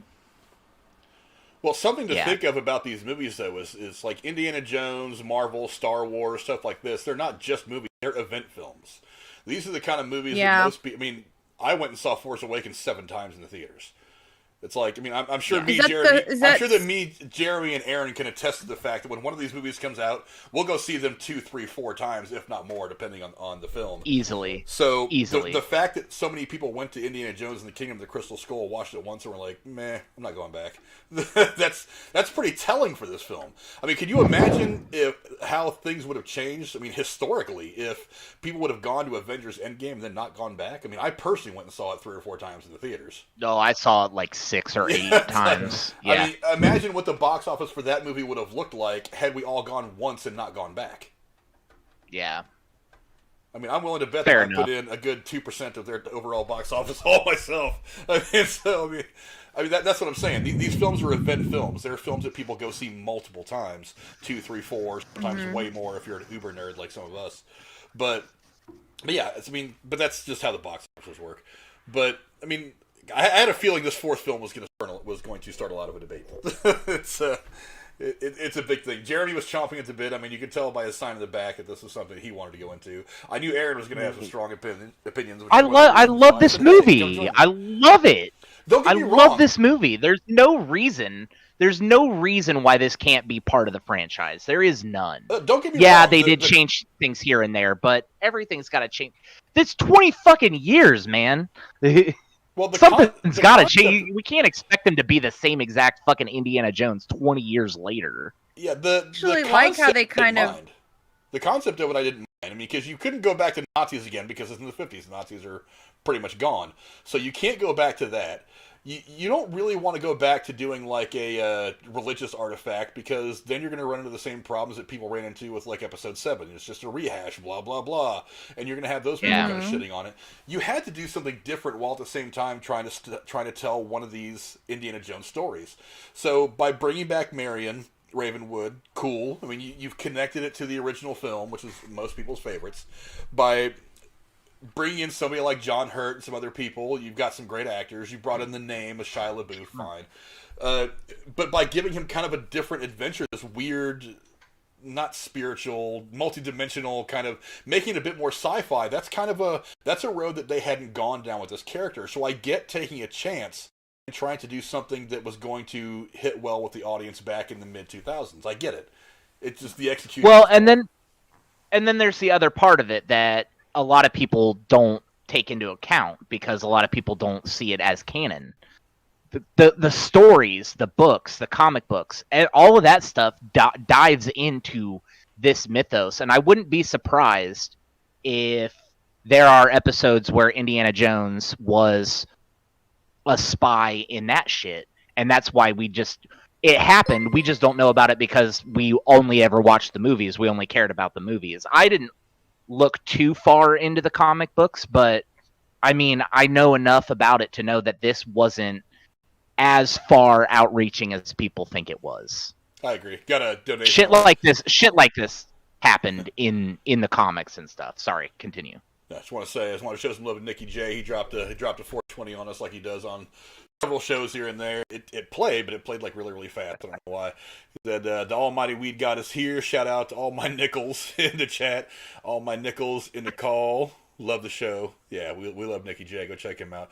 He's one of the links I need to start putting into the thing. I also need to. You did some update, really good gaming streams that are just hang out, watch and play games, and if you want to go on Discord, you can talk to them and be a part of the hangout. It's really fun. There it is, right there. It's on the thing now. I got to grow that so it's a little bit bigger. I got to adjust the font. I'm just glad the donations are actually working now. That's nice. I don't know why they aren't working on the other one. But yeah, what's up, Nicky J? Go check out his shit. Yeah, I had a feeling this fourth movie was going to spur a lot of debate. That's one of the reasons why I called Aaron. Was like, hey, why don't you get on with this one and we'll have some fun. But again, it was an interesting concept. It was just the execution. But if you think about it, it kind of fits because Lucas was blamed for very poor execution with the prequels as well. And I'm kind of wondering maybe if the director game just kind of gotten by him at some point and nobody noticed, including him. But so I have a question for the three of you real quick. So if you were to be asked before the fourth one came out, how you would generally rate or describe, the ones that came out prior to number 4, does that summary change after 4 came out, or is it the same? 2 jumps in front of 4, or rather 4 jumps in front of 2, but my standings stay the same. Okay. It's 1 and 3, 4, and then 2. No, mine are 1, 3, 2, and 4. Okay. 1 and 3 are awfully close, and 2 is not that far behind.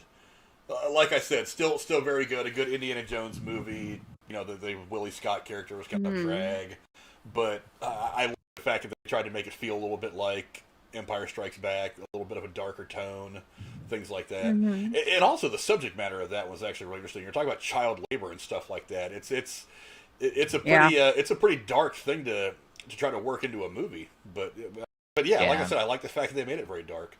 And then 4 kind of far behind number 3 or number 2, but whatever. And I've come to appreciate certain things about the fourth one over time, but not enough to say that it was a great movie. You know what I mean? Did you buy it in Blu-ray? That's the test for me. I have not bought physical media in a long, long time. Long time. Yeah, and don't get me wrong, I'm one of those people that is still kind of like trying to be a purist about these things. There are some things I still want to have on physical media. I want to have the DVDs or the Blu-rays. But the reality is it's impractical to own a lot of stuff like that now. I mean, there's some stuff that I'm getting. I mean, I'm still trying to get all the Marvel stuff on Blu-ray. There are some things I want to have here, not just because I want to always have access to them very quickly, but because I also want other set decorative stuff to put up back there. But there are some things, but for the most part, I've kind of moved off the physical media. Even my video games, I've started to buy digitally now. So yep. What about you, Jeremy? How do you rank all 4 of the films? Considering there aren't 4, it's still 1 and 3 are pretty well tied. Not too far behind. So it doesn't change. It's hard to choose between 1 and 3. They're both they're both pretty damn good.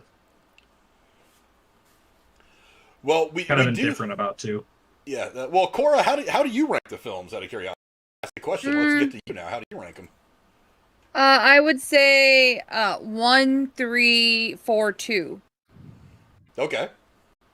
For me, my love for the franchise did not get worse because of 4, but it also didn't vastly improve either. It just kind of the previous 3 carried the quality of it enough that 4, just kind of kept with it. I think there was tons of potential to elevate it, and it did not. It didn't make it worse. It's kind of like just getting a C average, It's like, you have 3 A's and then you got a C. Well, sure, you're still, your average, but I don't know. But I don't know. That's, I guess, it's a little complicated answer, but in short, there you go. That's not bad. Yeah, so go down to the chat below and let us know how you guys rank. TSS has already got it in there. He says, for me, it's 3 Last Crusade, 1 Raiders of the Lost Ark, 2 Temple of Doom, and then it'd be 4 King of the Crystal Skull. Yeah, everybody ranks them how they're going to rank. Movies are subjective. It's one of the best things about it. We'll talk for just a minute about this upcoming 5th Indiana Jones film. Now, this is not anymore. From what I'm reading right now, it is. Well, it says that filming is scheduled for spring of 2021, and we're in spring 2021. Where some people would say we're just really in summer of 2021. So, I mean, this is going to happen. Now, it is being directed. Apparently, now we have no story, anything about the plot, anything like that. It's colloquially titled Indiana Jones 5. There is no subtitle for it right now. It's going to be. I have a subtitle. Do you have a subtitle? Nazis in space. You're joking. You're joking. Yeah. At this point, I'm pretty sure it's a That joke. better be. I'm pretty sure. No, I'm no. pretty sure it's a joke, but that's hilarious. That would When fucking piss me off. Even no. When I searched that up earlier today, it kept saying like there were articles from like 2 days ago, 3 days ago. They were all fucking collectively saying, "Apparently, this movie's gonna be in space." I'm like, why the fuck not? Who they He even give a can't fuck wear that anymore? hat with the helmet on. Maybe- He has to wear the hat. Guys. Excuse me, he can put the hat Yeah, on he top of the fucking can. helmet. Have you Well, I don't know about have you that, ever I was gonna played? say. Have you Right ever on top. played? Why would he put a helmet on and put what a is hat that? on top? I can't even think of what the game's called now. Fuck. It's so no. Maybe- He's got to wear Maybe the he's hat. out there chasing that damn alien. I don't fucking know. Maybe. But it's No. colloquially Among Us. It's Among Us. You've never seen the game Among Us? Yeah, he could Among definitely Us. wear that hat on top. Oh, But yeah, anyway, right there you now, go. Indiana Jones 5 is just a colloquial title. There is no subtitle for it yet. 5th film in the Nazis in franchise, space. starring Harrison Ford. It may very well be. It's due for release on July 29th of 2022. Yeah, let's move that up a year realistically. During the 2020 Disney investment, which I've talked about a We're few back. times, Lucasfilm president and producer Kathleen Kennedy announced the film as the next and final installment of the series, although official channels reporting on the event have omitted any mention that the film is the series' last. Now, there's some other stuff about that. It was officially announced in 2016 after years of rumors and speculations with a release date of July 19th of 2019, but the date was pushed back threefold following delays surrounding the script and story later on due to the impact on the film industry of the coronavirus pandemic. Filming is currently scheduled for spring of 2021, which means it could be going on right now for all we know. Ford is reprising his role as Indiana Jones. We'll see the actor having played the archaeologist at least once in every decade, with the exception of the 2010s, since the franchise's debut in 1981 with Raiders of the Lost Ark. Now, some of the stuff. Let me get to some of the background of this because there's some interesting things. Let's see. That's not what I wanted to read.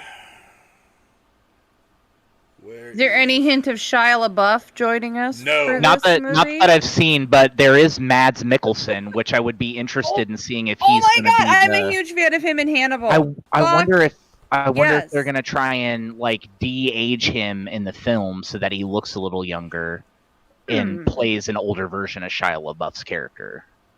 It's hard to say though. I don't know. That's supposed an to- interesting he theory. is Just supposed age to- him and put someone else in there. He's supposed to star opposite of Harrison Ford, We from don't- what I Is understand. he Going- maybe he's the bad guy?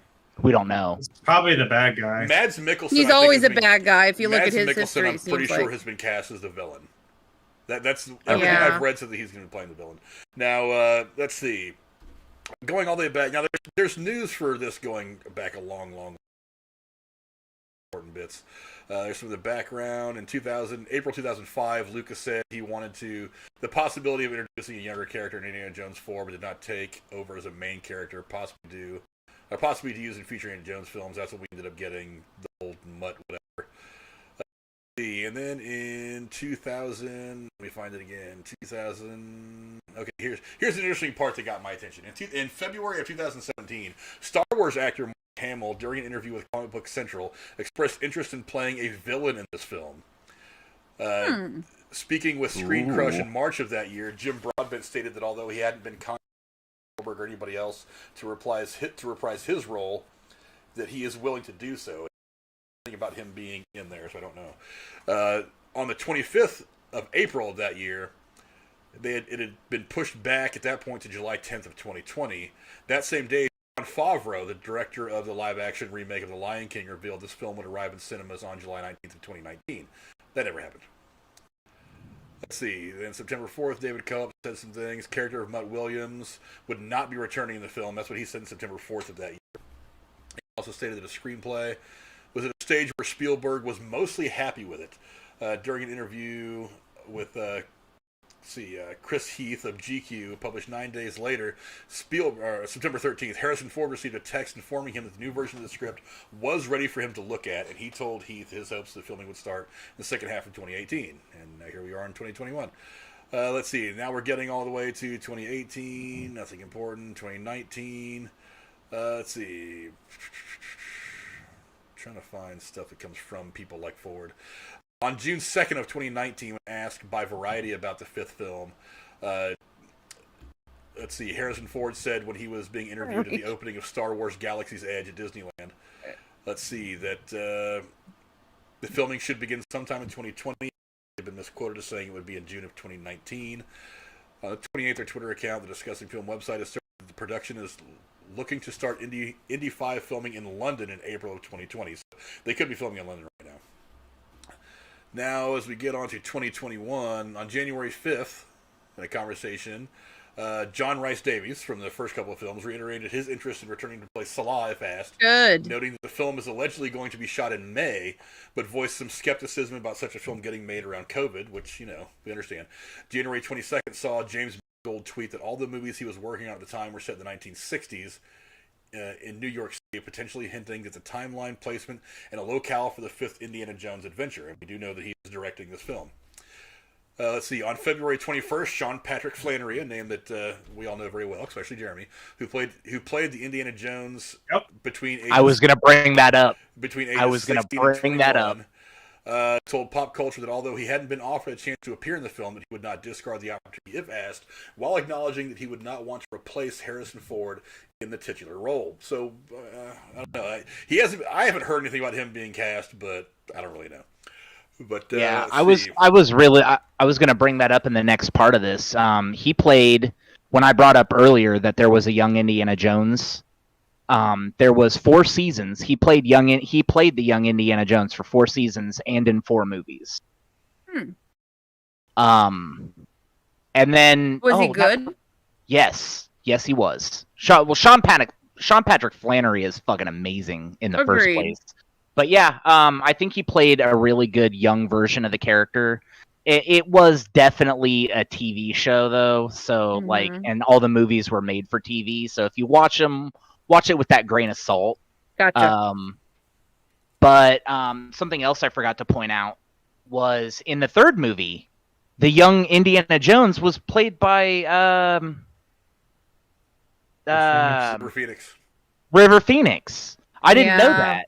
I had forgotten about that. Yeah, he's gone, so we can't do anything about him being there. But... No, but maybe his brother could. I don't even know if they look very similar. He was just in a movie last year. Oh, yeah, he was the asshole. He was in Joker. Yeah, that's right. Yeah, I thought he had retired too, but he came back to Joker and a couple other things. I think they could. I think if they needed to, if Harrison Ford stepped out, I think Joaquin Phoenix could do it. Well, but I would rather see Sean Platt. I would rather see Sean. You know who I think looks enough like Harrison Ford, get the same little facial structure, same little smile. You? Fucking Dennis Quaid. A little bit, Put a fucking hat on. A little bit, look like Indiana Jones. He doesn't have. He doesn't have enough. He doesn't have. His head isn't as big. His head isn't as big. The proportions are off. But I mean, yeah, he does have the same. He does have a similar appearance. Yeah. Yeah. But going into some of this other news, it's like finally casting started happening. They announced that in April of this year. That was this year. That Phoebe Walker-Bridge, one of the creators of the show Fleabag, which I haven't watched, but a lot of people said it was awesome, who previously worked with some of the people involved in this production on Solo, the Star Wars story, had been cast and will star alongside Harrison Ford. 2 days after that, it was reported that Mangold replied to a tweet by saying that he was writing the script alongside brothers Jez and John Henry Butterworth, whom he had collaborated for Ford versus Ferrari, which won all kinds of awards and was very well liked by a lot of people. I still haven't chance to watch it yet. Then Hollywood Reporter dropped a big bomb and reported that Mads Mikkelsen had been cast in the film. And I think as soon as his casting news dropped, then that's when people were like, holy shit, I think this movie's actually getting made. 7 days later, on April 22nd, the wrap followed with news that Thomas Kretschmann had joined the production as well. On May 5th, when Collider asked Mads Mikkelsen about his casting, he noted that Raiders of the Lost Ark is one of the films he grew up with, and having rewatched it just the day prior, was grateful for his casting in the 5th installment. He praised the script, so he had read the script already, saying it was everything he had wished it to be, and happy for having been able to read before accepting the role. 4 days later, the Daily reported that Ford is heading to Scotland to shoot the film. 5 days later, on May 14th, it was announced that Boyd Holbrook and Renee Wilson had been cast in the film as well. So this is happening. So it's like I said, I think it's filming. I think it is currently filming. I can't find any confirmation, but I think it is. It said spring 2021, and that's where we're at. So I would imagine if this is getting made, it's getting made right now. And of course, they said, just a couple weeks ago that Ford was heading to Scotland to shoot the film.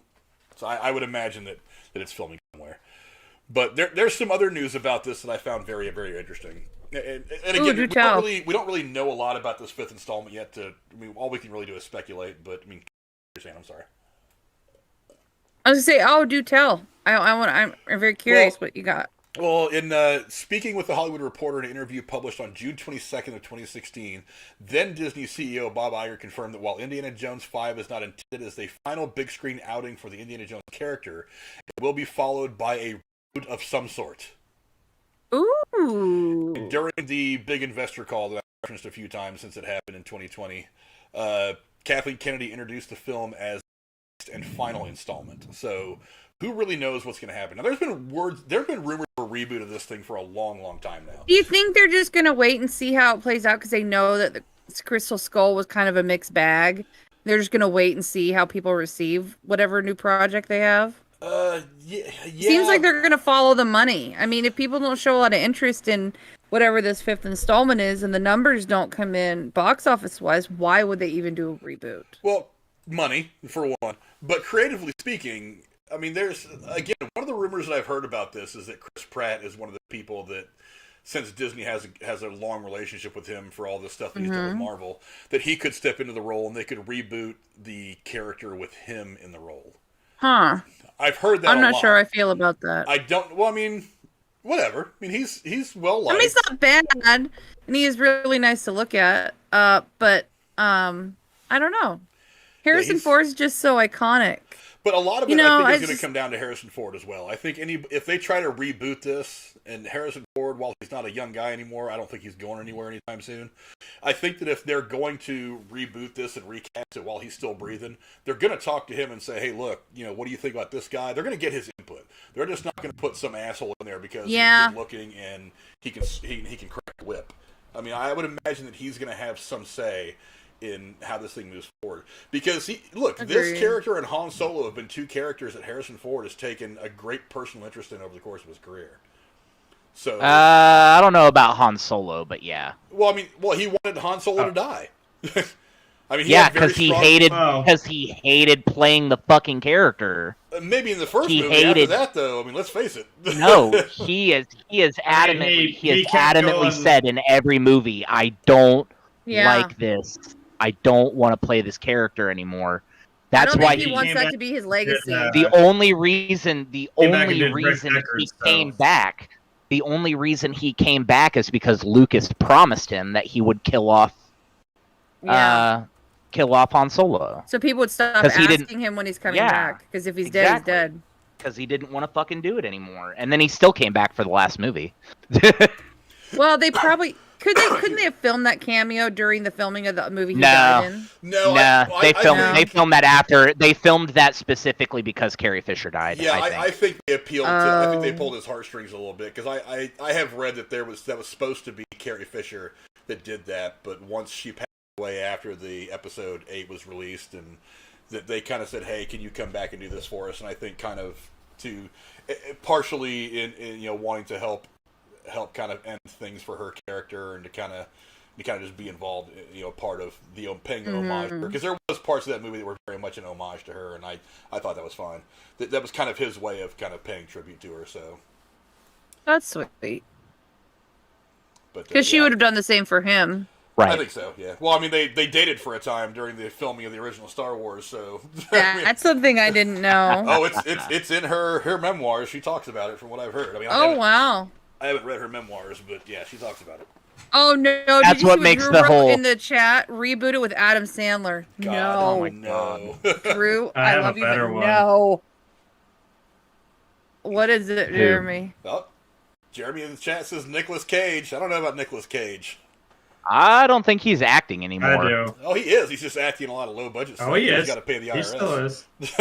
Yeah, he's still. Well, he was in that one crazy horror movie that came out a while back. Yeah. Wonderland, whatever it is. Willy's Wonderland. Yeah, Willy's Wonderland. I'm about to fucking watch that shit. I just saw. I'm about to watch that shit. That just came out. That He's literally got just that came out. movie coming out that Jeremy, you and I had talked about a while back when we were talking about some of our anticipated films this year, where he plays himself, Yep. who gets asked to appear at some Mexican cartel drug lord's party, and then the CIA recruits him to get some information or some shit. Yeah. The unbearable weight of massive yeah, talent. That's it. Yeah. Yeah, so if he does anything, I want to see him do another National Treasure movie. That's what I want to see. I really like this movie. The last thing I saw him in That's what I said. was The Croods. Yeah. And he wasn't even in it. Like, he was just a voice actor. Yeah. I mean, you could seriously call it Indiana Jones and the National Treasure. Yeah. There we It'll fucking go. work. Pretty much. Fuck. Throw a fucking hat on and he'll go get it. It looks like he's also working on an untitled Joe Exotic project. Oh yeah, I've heard about that for a while. He's supposed to be playing Joe Exotic. I still haven't seen that show, and I don't know anything about it. I won't. It's No. one. You're I'm better not off sure. not. It's one of those train wrecks. It's like, honestly, I heard somebody say the other day that the whole reason why that show took off the way it did is because it came Wasn't out just the pandemic? in the early days, 'Cause of the nobody had anything to pandemic, do? and that was just kind of, they had a captive audience. I don't know. It's one of those things where it's like everybody likes to watch the train wreck. You know what I mean? Yeah, But whatever. I hear you. I thought it was an entertaining series, but no more than that. I almost did a review on it, but I was just like, eh. I was kind of late to the game coming to that show anyway. I didn't even start watching it until it had been out for like a month. But I was like, whatever. But yeah, I don't know. It's Nicolas Cage. He can do almost anything except for Indiana Jones. Don't touch Indiana Jones, buddy. I only really want to see Thank you. But He couldn't pull off the hat. Yeah. This seems like a good time to get a few final thoughts on the franchise as a whole, and we'll start with Lady Cora. What do you think, man? Just, I don't know, a couple of thoughts on the franchise as a whole. Aaron made a reference earlier about, on the list of best franchises ever. I would say this is in my top 5. I don't know. Back to the Future is above it, and Star Wars is above it, but I fucking love Indiana Jones, and whenever it comes on, I'm watching, except for number 2. But I don't know. I love it. I don't think that'll ever change. And I really hope that they don't fuck up the 5th one. Jeremy, what are some of your thoughts?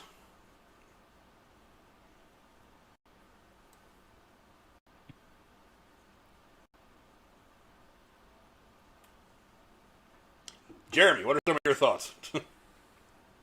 I thought you said Drew. You cut out. Fuck you. Damn. Well, because I was like, I was gonna have a nice rebuttal off of what she said. Like, I hope they don't ruin the 5th. I'm like, well, I really hope they didn't ruin the 4th, but that fucking didn't happen. Yeah. Honestly, look. Honestly, I love Indiana Jones. It didn't really change anything for me. It's still one of those franchises, like you said, when you talk about Back to the Future, Star Wars, fucking Harry Potter. But this is one of those ones that I still love and I still watch the regular, Mm-hmm. It's like I said in the start, it's a little fun adventure romp that, never gets old. It's not the years, it's the mileage. I'll leave you with that one. I like it. I apparently cannot type. I was trying to say hi to JCS in the chat. What's going on, JCS? Aaron, what are some of your just kind of like closing thoughts, some random thoughts on the Indiana Jones franchise? Well, I gotta say, and as I said earlier, and as Cora hit This is one of my top 10 movie franchises. Not that there are a whole lot of movie franchises out there, Yeah. but this is definitely in my top 10. Probably even in my top 5. Indiana Jones. I've always loved Harrison Ford. Anything he's ever been in, I've been like, oh hell yeah, Harrison Ford. He played a freaking were hyena. All right, you cannot beat that. Okay. But Harrison Ford made this movie. Harrison Ford, for me, made Star Wars alongside Mark Hamill and alongside Carrie Fisher. Yeah. But I don't know. I love this trilogy. I love this whole ensemble of everything that they have for this. It's all encompassing. For the longest time, I wanted to be an archaeologist because of Indiana Jones, and I wanted that shit to really happen. And I would like to say that's true today. I watch movies like The Mummy, like the newer one with Tom Cruise, or even the ones with Brendan Fraser. I watch Tomb Raider. I play games like that because of Harrison Ford, because of Indiana Jones. And I don't know. I went back through, I looked at all of the stuff that's canon as a last note kind of thing, and as it turns out, there is only one instance of any form of media that Indiana Jones has legally been licensed to that is not considered canon, and it is the episode of the comic book series where Harrison Ford as Indiana Jones stumbles across a really old, ancient technological marvel that ends up being the Millennium Falcon. And Chewbacca is misidentified as a Sasquatch. Like he like light speed jumped away, and when he came out of it, they crash landed on Earth like 2,000 years ago or some shit. Oh my god! Like, and it had both Harrison Ford's characters in the comic book. It was great. They didn't show up. They didn't show up on the page together or anything like that because he had been long dead, obviously. But still, like, that's the only thing that's not canon. There are TV show episodes. There's movies that aren't these 4 movies. There's so much to the lore that is Indiana Jones. So if you take nothing else away from this, go out, look at some of it. At the very least, look up the old TV show. I really liked Young Indiana Jones. That was a really the Young fun show Indiana to watch. Jones was really good. That was a really fun show. And like I said earlier, take it with a grain of salt. It's from the early 90s. It's a TV show. So it's not going to be as great as these movies are, but it's still really good. I love this film series. I love everything about it.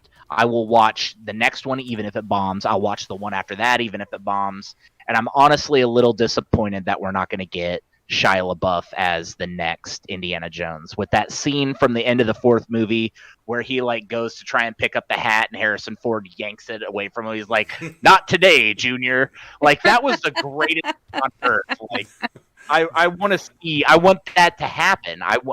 And you know, maybe it doesn't have to be Shia LaBeouf, but I need to see somebody take the reins up in the 21st century. Mm-hmm. And be the Indiana Jones that we all knew and loved now. I think that's what we need to see, and it not turn into fucking Lara Croft Tomb Raider. That's a very good point. That's all I'll leave it with. Great movies. Watch them all. Watch them again, except for the second one, over and over, forever. I wouldn't say don't watch it. Well, don't you think if they get to the end and they send all the others and they have a spare 2 hours, why not? Well, yeah, at least watch it once. If you've never seen it, at least watch it once. If you really liked it, watch it a couple times. But if you're like me, watch the first, the third, and the fourth one about 15 different times each. And then continue to watch them until the day you die. Just leave them on repeat. Mm-hmm. That's the best way. Absolutely. Yeah, just playing in the background. Dun dun dun dun dun dun dun. Look, He's the reason why I want to He's the reason why I have a scar on my forehead and almost took my eye out with a bullwhip at 14. Fuck you. Look, I absolutely agree with what Aaron said about going and checking out some of the other stuff that's not the movies. The Young Indiana Jones was a really, really fun TV show. Did they end it well, or did it just abruptly end because they stopped? So they took a break. Yeah, there was like three years and then 2 years, but it was only 4 seasons. Also, I think TV was done a lot differently back then. This was what, the late 90s? Mid 90s. It was like 92 to 97 or something like that. Yeah, TV was done a lot differently back then. There wasn't a whole lot of ending every season on a to try to pressure the studios to give you another season. It's like the seasons were all kind of self-contained. So every season had a clean ending so that if the show wouldn't have come back, you wouldn't have been left hanging on anything. You know what I mean? But I mean, Gotcha. they were just fun. They were... Even that series itself was kind of shot like one of those old, 30s, 40s, and 50s like serials, like Indiana Jones was meant to feel like from the very beginning. They were meant to have that kind of a feel. So yeah, they were really good self-contained episodes. There were a couple that had like 2-parters or something like that, but that's happened throughout TV. But I mean, yeah, for the most part, they were good self-contained seasons that were actually really fun to watch. Rachel and Jeremy told me with some of their potential sequels. 500 Days of Indiana Jones is one. Indiana Jones and Mrs. Doubtfire. We've got Van Edwards is in on it now with Indiana Jones and Under Siege 3. This time it's personal. Let's see. Rachel says The Fate of the Furious Indiana Jones. Jeremy that was a good one. Indiana Jones Fast and Furious 17. Yeah, pretty much. Indiana Jones and the Last Samurai says TSS2. Indiana Jones in 30 seconds or less. Good God, you guys are killing That me. has another implication right there. Yeah, no doubt. Indiana Jones, Is this a Tokyo Viagra Drift. commercial or what? TSS says a Dawn of the Indiana Jones. Why not? At this point, if they've done anything in Fast and the Furious form, may as well make it a part of whatever the hell. It's funny you say that. I've got it. Watched Indiana the Jones first- and the Zombie Apocalypse. That's a good Why one. We can have Sean Connery come back from the dead. Get some guy who looks just enough like him my and put the God. makeup on Oh, Van's and got have a him good do one. the accent. Van's got a good one. 50 Shades of Indiana Jones, all whip, no lip. Yes. Ooh, Fuck. there you A lot of go. women would probably let Harrison Ford whip him. A lot of women would probably be down for that. Some men as well, I'm sure. Maybe a couple. I don't know. Imagine if. Okay, here's the thing: if Betty White wanted to whip you, would you let her? Absolutely. See, there we go. Okay, first of all, if Betty White wanted to do anything, nobody would let her do shit. She just does it. Yeah, she just does it. Oh, Betty White. I would like She has it. been on this earth. She's been on this earth longer than all of us. I'm pretty And sure she's she gotten- was the secretary for Indiana Jones back in 1920 when he was. She was Adam's first wife. She was Adam's first wife, not Yeah, Lilith. oh, Dawn of time. Yeah, she is the mother of all humanity. She played an old lady fucking 50 years ago. Yeah. Like, what the hell? yeah. I always thought it was interesting. The woman who played Sophia was the youngest of them all, but her character was the oldest. Oldest. Estelle The Getty, I think. absolute oldest. But that seems like a pretty good place to go ahead and cut this one off. We'll wrap this thing up now. Thank you to all my wonderful co-hosts. Lady Cora, as always, wonderful. My hetero life mate Jeremy, again, trust that sign behind him. Don't nuke the fridge. Didn't work out very well for the movie. And my good friend Aaron. I liked it. My good friend Aaron, who joined us once again, will hopefully be on a little bit more as time allows. Thank you to everybody in the chat. Let's see. Let's go look real quick. Van Edwards, JCS Foot Rub, Rachel in there as always. Thank you very much. TSS2. And a bunch of half my baseball team was in there at some point. Thank you guys. I'm sure you guys have all gone now, but thanks a lot for all coming in. Who else is in here? Penny the Pooh, Bry Guy. Looney Flicks was in here at some point. Let's see. Drew was here. Drew was here at some point. There were several people in here. Glorious 1.0 was in here. What's going on with you guys? Sneezy Plays, Michaela, one of the kids that plays baseball for me.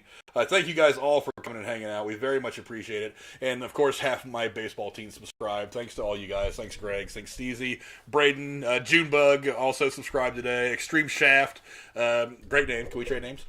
Nikki you J guys. was here. Yeah, thank you for all subscribing. Nikki J was here and dropped a donation. Thank you very much. Also, I'll give the Patreon a quick shout out. If you guys want to support us for $5 a month on Patreon, we would very much appreciate it. I give away $25 in free movie tickets the first Thursday of every month. That's just because I want to get you guys back out. The movie theaters are now reopened. Stuff's all coming out now. It's going to be a big summer movie season. The summer and the fall is going to be pretty big. We're all very, very busy with movies coming out. Really a lot over the course of the next probably year, 18 months because of the pandemic pushing everything back. So help us go support movie theaters. Go out there. Go to the box office, buy some popcorn and some soda and some candy, and then just buy some tickets and support all these great people that are working at these theaters. We have missed the theater experience very, very much the last year or so. I personally have missed it very, very much. I think a lot of people have. It's going to be great to get out there and start doing some more movie watching on the big screen again. Cora was kind enough to put the link to the Patreon in the chat. So if you guys want to support us that way, we very much appreciate it. And thank you guys all for coming out. Thank my great co-hosts, all my good friends for coming in and talking movies with me. I love you guys dearly. You guys are wonderful. And one of the things that drives this channel. And on Thursday, we're doing the top 5 underrated movies. Yes. Top 5 underrated movies. Mm-hmm. I know Jeremy and Cora will be here. Maybe Aaron, if he wants to get on it, we'll definitely have him back. And we will see you guys. Maybe? Maybe. Maybe? Okay, well, let me know between now and Thursday. All right, we'll cross our fingers. Let me know between now and Thursday. But thank all you guys for watching. We appreciate it very, very much. And we'll see you guys later.